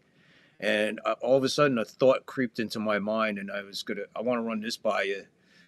How scary do you think Cam would have been if he had Mel Stoudemire as his pitching coach? Oh, he would have been just absolutely out of this world. I just was thinking about that, and I'm like, could you imagine this kid, this young, with this good of stuff, and Mel Stoudemire as his pitching coach? I would feel bad for baseball. Real quick before, Jason, keep this in mind because I want you to answer the same thing as you give me your Cam. Real quick, Evan, what do you think with him against like a guy like Mizorowski? Are we seeing something really special here? National League, American League. I'm just saying these are 2 young cats, and man, Mizorowski is showing stuff in Milwaukee that's just sick. I think his ERA is 0.9. I'm not even sure, but what do you think of that bookend of pitchers in both leagues? And in other words, what I'm asking, it's super good for major leagues, but what are your thoughts on seeing something like that, not only on our mound, but in the league on the other side, National League? It's great for the game. It's great for the game of baseball. Seeing these 2 young guys go out there dominating the 2 faces of baseball right now, that as far as pitching wise goes, these 2 guys are the top leading conversations. These guys are the Cy Young winners. Even I think Fox was comparing those 2 guys tonight, and the Yes broadcast as well. I mean, showing these 2 guys the face of the league right now. This is going to be very, very special for all of baseball to realize. And it's great for a small market team like Milwaukee to really showcase what they can do with developing their pitching staff. And he's been awesome, just throwing 102, 103 out there. I hope he doesn't have to get Tommy John in the future, but that's another conversation. But I think Cam and him are going to go toe to toe for the best pitcher in the league, possibly, as far as that goes. And I could really see a World Series battle between the Yankees and the Brewers, and Cam against Mizorowski in that five in that 7-game set at one point. And I could just imagine, a game 7 between the Yankees and Brewers, either at Yankee Stadium or at American Family Field. And wow, that's going to be an amazing battle to see. And that should get a ton of viewers. That should get as many viewers as possibly the Dodgers with Otani and Yamamoto and all those guys and everything else. But no, it's been awesome. And I'm really happy for Mizorowski as well. I believe Chef Nick and I were calling a game earlier this year. It was Yankees against the Brewers, and Mizorowski went out there and he just dominated us. So yeah. Yeah. I look when I watch that series, I'm like, this Milwaukee team is sick. They're going. They have everything they need to get rid of the Dodgers and all that. Everything falls in place. And I'm with you, Yankees Brewers this year, and that's kind of matchup. You mentioned Game 7. I'm thinking of it in my head, and I went through it, and it's like no matter who the pitching matchup is against Mizorowski, it's still an unbelievable matchup. Cole against Mizorowski, Rodon, Fried, Cam, even Will Warren to the extent if we get that far. Any matchup in a postseason against him let me put it this way: all of Milwaukee's pitching has been insane this year. They got a great pitching staff. Let's not kid anybody. But what they're doing better than most people, they're playing baseball. They're playing little ball, playing small ball, they're playing very little long ball. Pitching's there. I mean, timely. They're a for real team. So Milwaukee is probably somebody to pay attention to, especially the closer we get to postseason, especially when we get closer to World Series. And like you said, that would really be an amazing World Series. Jason, your thoughts on Cam? Oh yeah, I mean, what else is there to even say? I mean, Cam Schlitter is one of the, if not the best pitcher in baseball right now, obviously in the AL, and he's definitely on track to win the AL Cy Young if he keeps this up. And no, he's just very consistent. He takes the ball every 5 days, and he just goes out there and he dominates, strikes out 10, 11 batters, and it's like he's not even phased by it. It's like he just has the motivation of a tiger, and he just goes out there, lights it up, and acts like nothing happened after that. So it's great to see him pitching well, and obviously for you guys, it's great for him because he was he was developed in the organization, and now he's pitching in the big leagues, and now he's just putting on a show out there. So it's great to see him lighting it up. What are your thoughts on Mizorowski? Because you get to see him a little. Well, I don't know how much you've seen him, but you are a National League guy because being the Mets. And what are you thinking about that guy? What's your thoughts on him, man? Oh yeah, no, I love the Miz as well. I mean, that's why the Brewers traded Peralta because they knew that they had something in Jacob Mizorowski and the way that he can just go out there and dominate. Same as Cam and the way Mizorowski just fires 102, 103 consistently. I mean, it's unbelievable. It's great for the game. It's great for the fans to watch him. And obviously, as you mentioned, Evan, like a small market team like the Brewers, like they don't have as many players like him. So it's great that they get to experience a guy like that. And definitely, the Brewers could definitely be on they could be onto something if they continue this. And it's great for the city as well to watch Mizorowski pitch. Yeah, I don't think Brewer fans have been this excited since Robin Yount's rookie year, probably, or this excited about a ball player like Paul Molitor in his rookie year, man. Like you said, small market, like Evan made reference to, huge for a city like that, massive for a market like that, and good for Milwaukee. Let's not forget they used to be a pain in the ass in the American League against the Yankees until they went over to the National League. So there is Still history are. there. There's still history. There's still history between the Yankees and Brewers. Used to be one of my favorite games. Gorman Thomas and all that. That's going back. But all right, one more guy, then we'll get into some numbers and then we'll get out of here. His comeback was pretty solid. He's looking good. He's humming along. A lot of people were worried. What are we going to get? What's going to happen? I am very pleased in his performance and what I've seen. The main thing that sticks out to me is velocity and his control. almost looking at a different Cole, which is really scary for the rest of the American League. Jason, we'll go to you first on this one. Oh yeah, Garrett Cole is obviously when he's healthy, he's one of the best pitchers in the game, and like you mentioned, Victor, his velocity, his control is just it's very good. Obviously, right now he's got to keep consistent with that, but right now he's looking very good on the mound, and you could just sense his confidence is there, and the way that he handles the ball every 5 days, it's really special to watch a guy like that, and him being a part of this staff with all these great pitchers on the Yankees now. It's good to get a feel for that, and obviously for Garrett Cole coming back from Tommy John and trying to find his way back again is nice. To be fair to you, Jason, we're sitting here, we're talking about the Yankees and this amazing rotation that they have right now. And I got to be honest with you, I think back to '86 Mets starting rotation is probably one of the best ever assembled, and they did more to improve it in '86. But kudos where kudos is. I'm not going to say this is apples and oranges trying to compare those two starting pitching rotations, '86 Mets and what the Yankees have right now, but to make it as fair as possible, there's no doubt on a talent level. These two starting lineups, they're pretty even. It could be a seesaw either way when you start talking and individualizing these guys and breaking them down. 86 Mets in this Yankees starting. Do you agree with that, or am I like fucking nuts? Fell down the stairs and banged my head. No, Victor. I definitely agree with that. I mean, you compare Tom Seaver now to Cam Schlittler, it's like they're pretty much the same pitcher, but Schlittler obviously being still younger, it's fair to compare them right now. It definitely is. Yeah. Evan? Yeah, Cole has been just really good for us, not only this year but in past years too. 2023 when he won the Cy Young, he was awesome in that season, even though we didn't make the playoffs. But no, remember that lineup that year, Victor, the 2023. That was just atrocious. That offensive lineup, that was awful. I don't even want to remember it. I don't even want to remember it. A whole season they wasted Garrett Cole's whole season because of that offense. It was just awful. And it was disgusting. It was. What do you think about my comparison with just based on talent level, '86 Mets starting lineup, that insane starting lineup for the Mets that year, compared to what the Yankees got right now?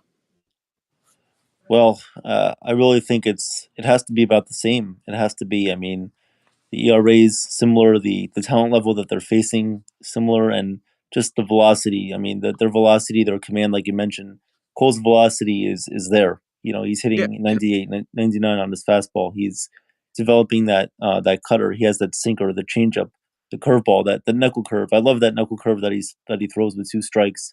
Even if it's just a throwaway pitch, he uses it to gain momentum on hitters. He's a very knowledgeable guy. You can see him intake all the information. He studies, he evaluates what he's done, and he just improves off of that. He studies batters.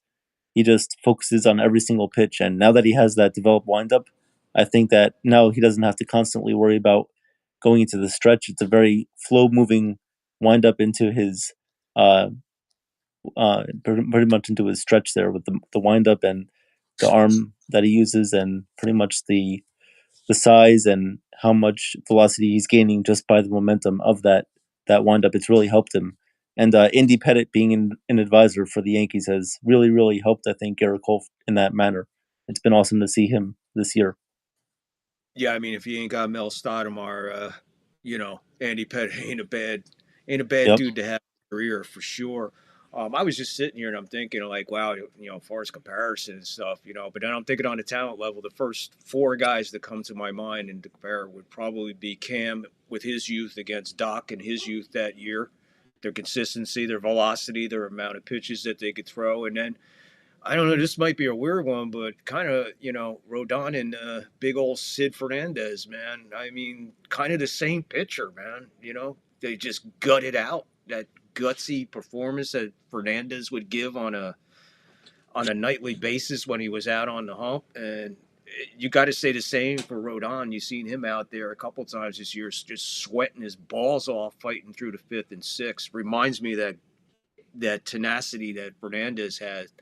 And then when you talk Cam and Doc, man, it's just fluid motion. It's just a beautiful motion with insane velocity and movement.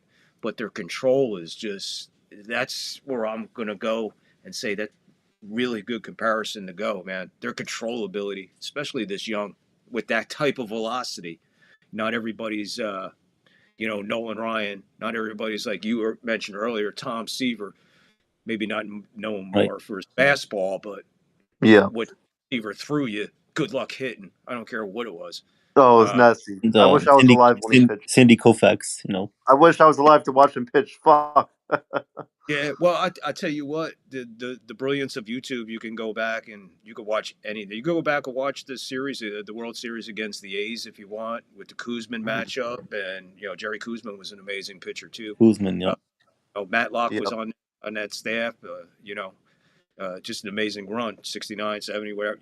They're available for you. You can go back and I'm going to, Seaver had amazing years with the Mets, and I have no problem talking about Tom Seaver anytime talking baseball because it's super fun. The guy today that pitched for Cincinnati, Abbott, was wearing Tom Seaver's Cincinnati Red number, 41, and Tom Seaver's 1979 no-hitter came in number 41 for Cincinnati Reds. So maybe that little Tom Seaver New York ghost poltergeist was in Yankee Stadium today. Maybe.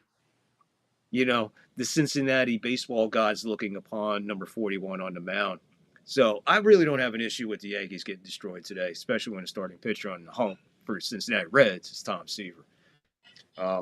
Remember, I got to see these guys destroy us in 76 in 4 games. So that's a story for another time. But, yeah, I'm going to agree with you. Cole's looking good. I say he's answered all the critics. He's going to be fine.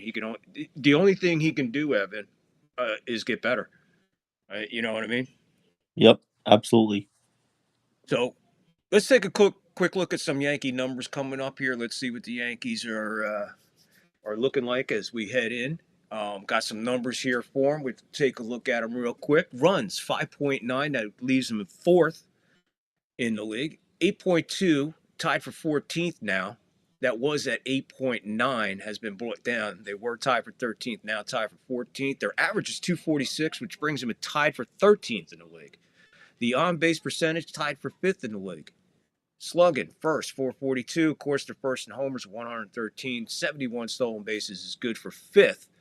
We take a look at hits. We take a look at the on-base here, guys, and we take a look at that average. And this is kind of telling me that the Yankees are still spraying hits like shotgun, not putting them together. However, guys are working their way on base and producing that amazing 5.2 to be 4th for runs. You guys kind of seeing what I'm seeing. The hits 8.2 looks like a large number, but that's tied for 14th, so they're a long way out. But tied for 5th with on base tells me they're getting on somehow, some way. Thoughts, guys? Those are some sane numbers. Those are really good numbers. Pretty obvious. Right. I saw today actually that they were talking about how the Yankees are one of the few teams in the AL that have a positive run differential. Obviously, they're in a league of their own, and that really shows it. I mean, they're always in top categories with home runs, and of course, slugging goes with that. On base percentage does go with that as well, with guys getting on base. But no, it's just crazy that they can have a tied 13th batting average comparison with the other teams, and they're still able to get it done offensively. It always seems like they're able to hit the long ball, and that's great and all. But when it comes to the postseason, they always need to manufacture runs as well, and maybe increase that batting average with a couple of few supplemental items at the deadline and get better in that aspect. But no, as far as the slugging goes and the home runs go, they're definitely always on par for the top in the league in that manner. Right. I mean, they're scoring runs, and like I said, that hit is a little bit deceiving, especially because I'm looking at 5.2 runs a game, and that's pretty good. But 8.2, 14th, but on base 5th, that tells me they're getting on somehow. But the hits, again, they're in the shotgun. They loaded the shotgun with buckshot instead, so everything is sprayed instead of putting it together. When they put it together, we see what they did to the A's. We seen what they did early on to the White Sox and what they did yesterday. So Scoring's not the issue, but the amount of hits and trying to get to hits, that seems to be their one of Right. their main. It comes in different variances. It's like it all happens at one time and then they slow down and then it happens again. It's sort of like an on and off type of thing. Right. Jason, thoughts? Oh yeah, no, I mean, just getting Besides, on. I wish the Mets had numbers like that. No, I'm only kidding. Only Yeah, kidding. you can only dream of that, but no, that might not happen for another 10 years. But I mean, no, I mean, it's always good to get on base. You know, work the count, of course, work pitchers and make them earn it, make them earn to get you out, and try to get as many walks as possible. Try to force as many fly balls, as many ground outs. As many maybe bunts as possible. Bunting is always good. Getting on base and any way you can get on base is always good. And manufacturing those runs, of course, is always good. It's just all about doing it consistently and just grinding it out. Yeah, and one thing they do, and Evan will agree, they grind it out, and they definitely make it interesting. And if they don't make it interesting, Bednar will. That's for sure. Yeah. Speaking of, let's take a look at the pitching and the defense real quick. See these numbers come up. Whoop, where are they at? Boom, there they are. As we look, runs allowed 3.6. That's good for tied for second in the league. Hits allowed 7.3. That's second. Batting average 223. ERA 3.30. The whip, the strikeouts. We'll talk about strikeouts in a second. Home runs are down, and they're fielding around a 988, which is tied for seventh. When we look at the hits, that the pitching's there, guys. Unless I'm nuts, the pitching is there, and these numbers pretty much show the pitching is definitely there. 3.30, with the ERA, hits against, all that equals to great start and pitching, and it begs the question when people say, "Hey, the bullpen needs help." I get it, but I don't get it. If you understand what I'm saying, if that makes any sense.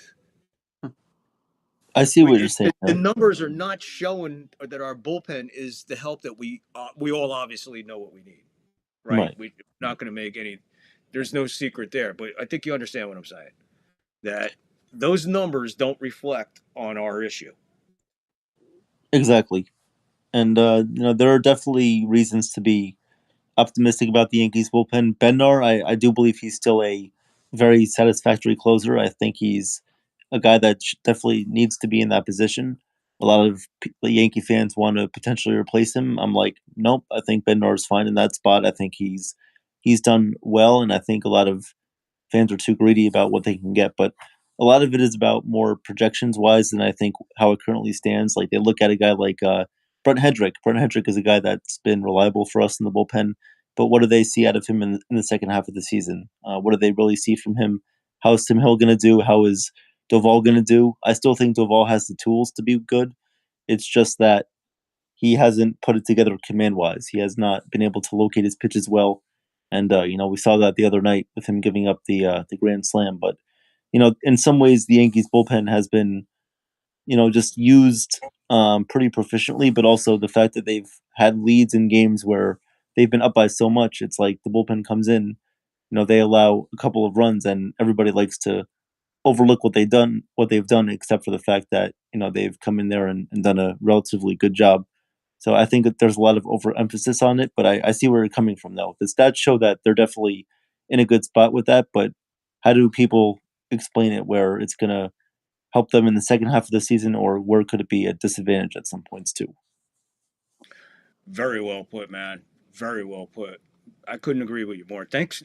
That just solidified what I was trying to get. I was hoping you guys would understand where I was going with that, especially you, Evan, because you're like, he knows we need help in the bullpen, right? Yep. Yeah, but the help in the bullpen is more than obvious. Would you say first guy out is we got to just tell Duvall to, Duvall's got to go. First guy out has got to be Duvall. Would you agree with that? Yes, for sure. Who do you see second that would take the axe in that bullpen? Because I don't think we have to make a whole lot of changes there. I just think, one or two, and Duvall. Well, I think Jake Bird should go. I think he needs to go too. Bird. Yeah, I Okay. think Bird You needs to see, go. I didn't Bird. Yeah. Yeah. You need to get rid Jay, of the dead weight before you can move on and add pieces. Jason, you got a lot of issues with the Mets with the pitching staff and stuff like that. I think Luke Weaver right now is the best guy you got going, right? If I'm not mistaken. Yeah, he hasn't had an earned run in a month, so he's been our best guy. So you can relate to pitching issues. Do you think the Yeah. Yankees have? Do you think the Yankees had the pitching issues that all the fans are yelling and screaming and crying about? And obviously, me and your brother just, as we said, it's fixable. What do you think? Yeah, no, you guys obviously your starters are not the issue. It's more of the bullpen with Duvall, like you said. Jake Bird, not being consistent, having too many bad outings out there, and you could definitely rely on your starting pitchers to go deep and rely more on Bednar obviously to get the save if you need to. Maybe like a guy like Brent Hendrick, who's also been pretty good for you guys too. I mean, it's just about getting those guys who are consistent and trustworthy to lock it down in the eighth and ninth inning. Well said. There you go. Guys, blowing me away, man. Awesome. This was awesome. We'll just do some final thoughts and give you guys a shout out. Tell people where they could find you and all that happy stuff. And this has been utterly amazing and fantastic conversation, not only about baseball, gentlemen, but about the Yankees as well. But great baseball knowledge on both of you, man. Just amazing. That's why I wanted you guys on here so bad. Just from my perspective, an amazing show. I don't know what everybody else is watching, but I enjoyed it no matter what. Jason, where can people find you? What are you up to? And your final thoughts, Mets, Yankees, whatever. Floor is yours, my friend. All right. Well, first of all, Victor, thank you so much for having me on. It's a pleasure to be on here for the first time, and definitely looking forward to more streams with you. And you guys can find me on. I'm a co-host on NY Mania and also World Sports Media Entertainment. I'll be calling more Mets games on there for the rest of the year and possibly some more Yankees games too. NBA Finals, I just did some games and it was fun doing that.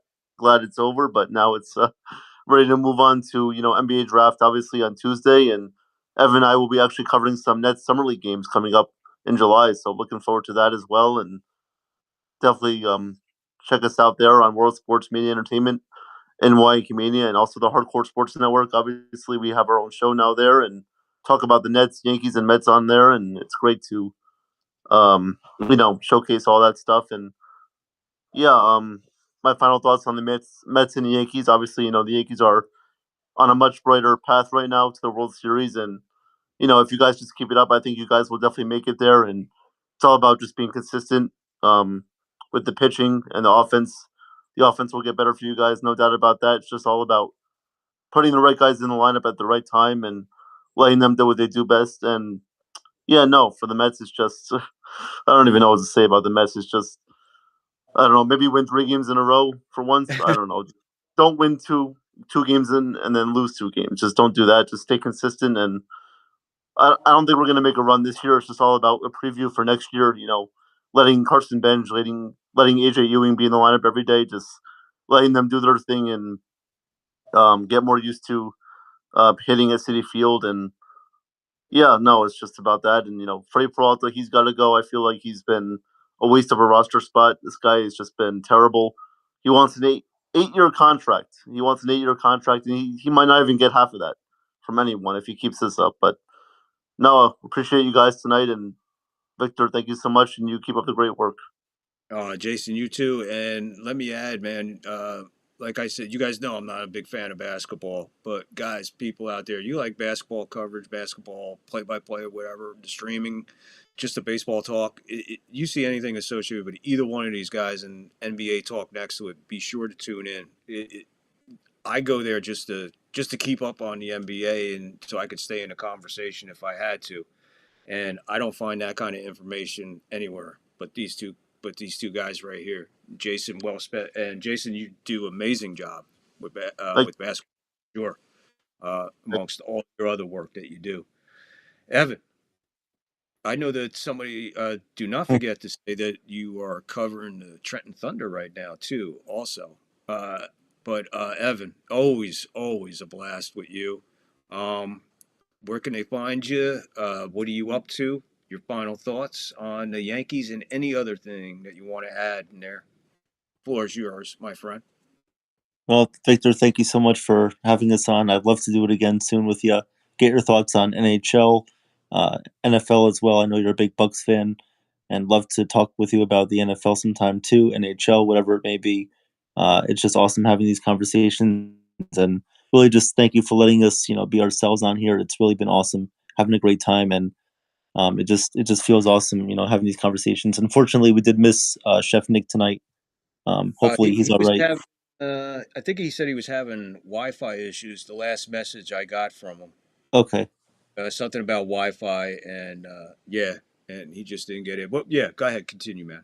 Yeah, it was a Okay. shame he wasn't here because it would have been a blast to have along. But continue, my friend. Definitely would have been. But as you mentioned, covering the Trenton Thunder right now, man, it's been a blast, and I want to thank Nathan Sports Rush for that opportunity. He gave Jason and I a big opportunity with that. He's trusted us based on the streams that we've done on NY Mania. Of course, want to thank everybody on that panel as well for doing a great job and really helping us to where we are now. It's been great. If someone told me that I would be on 3 different networks covering Trenton Thunder at this point in time, it would just be crazy. It would be insane, and I didn't think that it would be possible. But we've always loved sports. Always loved talking about sports with friends and family, and now that we get to do it with the people in the chat and people like you, Victor, it's really been awesome and it's been great. We've learned a lot from everybody else, from all of our mentors here, from everyone. And want to shout out as well Ken from the Ugly Truth, Yankees The Ugly Truth, for helping me develop my play-by-play skills. It's been awesome doing play-by-plays for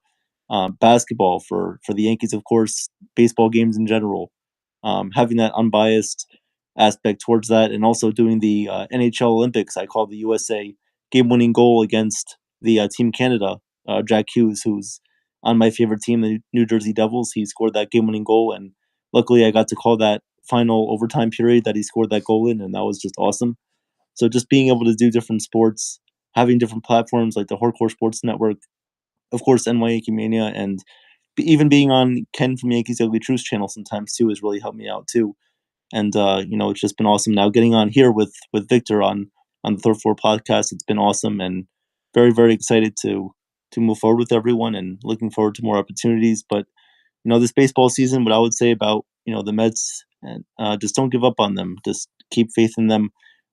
We always compare Yankee fans to Mets fans. Well, a lot of Yankee fans complain about the current state of the team, but how would they feel if they were Mets fans right now? That's the real question. How would they feel if they were rooting for a team who was in last place and really didn't have any hope because they don't like their general manager? At least with the Yankees, you're still in first place. The Rays did lose today, so you're still in first place by 3 games, and you do have that outline that you pretty much are going to be a playoff team this year. And we have that comfortability with the Yankees that at least they'll make the wild card. At least they're going to have a chance to win the World Series this year and every year. Which we're also going to talk about. I bet in future streams, Cashman's contract, which is up after this year, and what the future looks like for the Yankees in their front office positions and leadership. But we'll get to that another time. But this has just been awesome. I want to thank Victor so much for the opportunity. Looking forward to it again sometime soon. And thank you, everybody, for joining us tonight. We're very much looking forward to coming back and speaking with you guys soon. Yeah, to be honest with you guys, I was so involved in conversation with you and everything. I forgot about, I didn't forget about the chat, but I didn't go to the chat. But I appreciate everybody who was in the chat. John the Beagle Dad, Angus was in there, my co-host for World Corky Cup. as well. Want to shout out Corky. Yeah, Yeah, Corky. Yeah. Michael Elridge. I think Jacob Petruzzi was in here Yeah. earlier. Jacob. I'm Yep. sorry, people, but when you have guys like this on, you got to understand how the conversation gets. We are so into it. I wasn't ignoring the live chat. Trust me on that. And I don't want to put it up because if I put it up, it would have been right on where Evan is, and I didn't want that. But I kept glancing over. I seen who was in here. I appreciate everybody. You all know I love that. But with you two, bringing you two guys on, and I wanted to make sure that you guys exposed yourself again to more people out there, different network, different breed of people. We all have our own taste, and everybody knows that when they come over here to third floor, they don't know what to expect. And I'm covering everything I can, and having the two of you tonight is my pleasure and my honor because you guys taking time out of your day today or your night tonight after putting in a full day. Uh, I can't I can't thank you more for coming on and putting in over 2 hours here on the third floor with absolutely brilliant, solid baseball and Yankee content talk. Guys, I can't thank you enough. I appreciate it, and I cannot wait to do it again. Yes, and I just want to mention, great job on your World Cup action earlier today. Great job on that.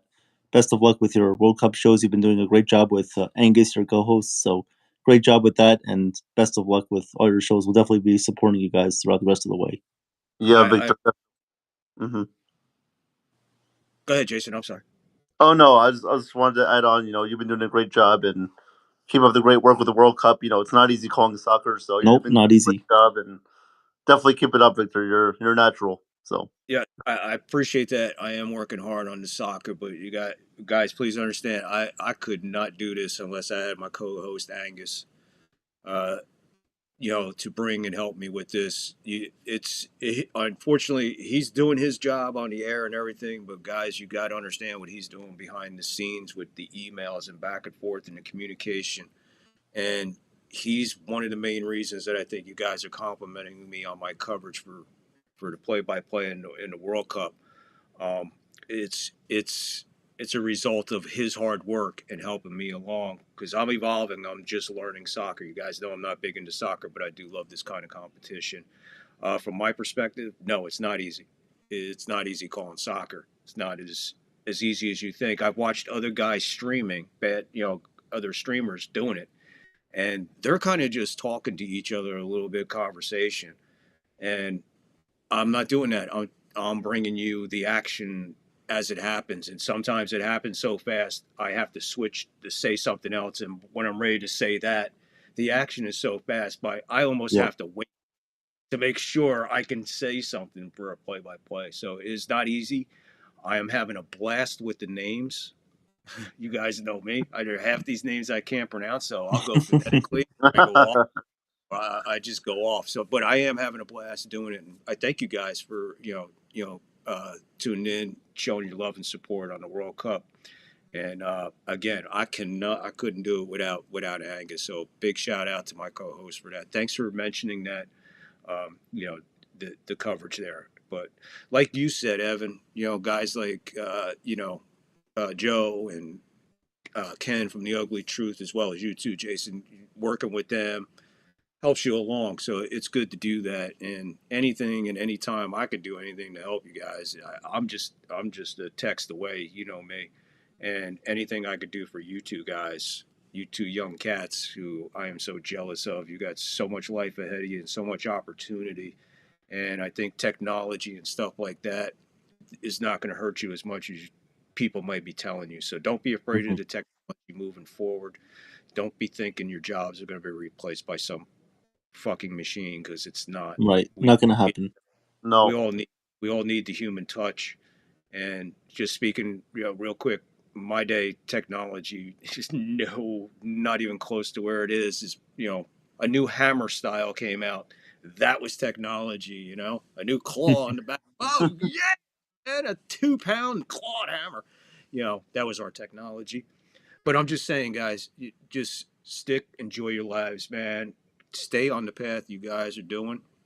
Um, Again, kudos to both your parents for amazing raising of you two guys and your mannerisms, the way you guys carry yourselves, uh, your commitment to whatever you're involved in, whether it be Mania, whether it be the Thunder, Jason, whether it's the books at school or whatever you're doing. Guys, I just wish you the best and may God take that ride with you. So Thank you very much. Thank you, Victor. Thank you. and I mean that from the bottom of my heart. But we're going to do this again, guys. We'll have fun. Hopefully, the Chef Nick will get out of Wi-Fi hell and he'll come and Yeah. join us. So I'm going to let you guys go, and then I'm going to close the show out. Again, I thank both of you for joining, and I really can't wait to see you guys again and talk to you again. I'll probably see you in the chat and your next coverage. So until next time, guys, again, from the third floor, I thank you from the bottom of my heart, guys. Thank you very much, Victor. Have a Thank great you. rest of your night, and we'll see you soon. Always You got fun. Yep. You got it. Have a good one, man. Wow. Hope you guys enjoyed that as much as I did. Again, I wasn't ignoring the chat. I just got so involved in conversations. I don't know what is wrong with my camera, man, but I've been beaming up for the last hour. Oh, there you go. The shadow. Oh, that's cool. Oh, now it sucks. All right. I don't know what's wrong with it, so I'm going to get out of here before anything else goes wrong. Jason, Evan, thank you for coming along. Really enjoyed it. Hope everybody out there enjoyed it. Chat, sorry. Next time we'll do it a little different. I'll figure it out how to get the chat so I can pay attention to you guys and answer your comments and everything. Big audience in the eye. I hope you knew people who I don't know. I hope the fuck I do know who you are by hitting the sub, hit the like, hit the follow, leave a comment, share us out, do everything. Come back and see us again. Enjoy the out, rock and rollers, because we will be back with World Cup coverage coming up on the third floor. There you go. That's the schedule. What's coming up on the third floor as far as World Cup coverage. We did Germany and Ivory Coast today. Next up on the 22nd, Argentina, Austria. And then the rest of the schedule from there. People, love you. Have a good one. Farewell and adieu to you fair Spanish ladies. Farewell and adieu, you ladies of Spain. For we've received orders for to sail back to Boston. And so never more shall we see you again.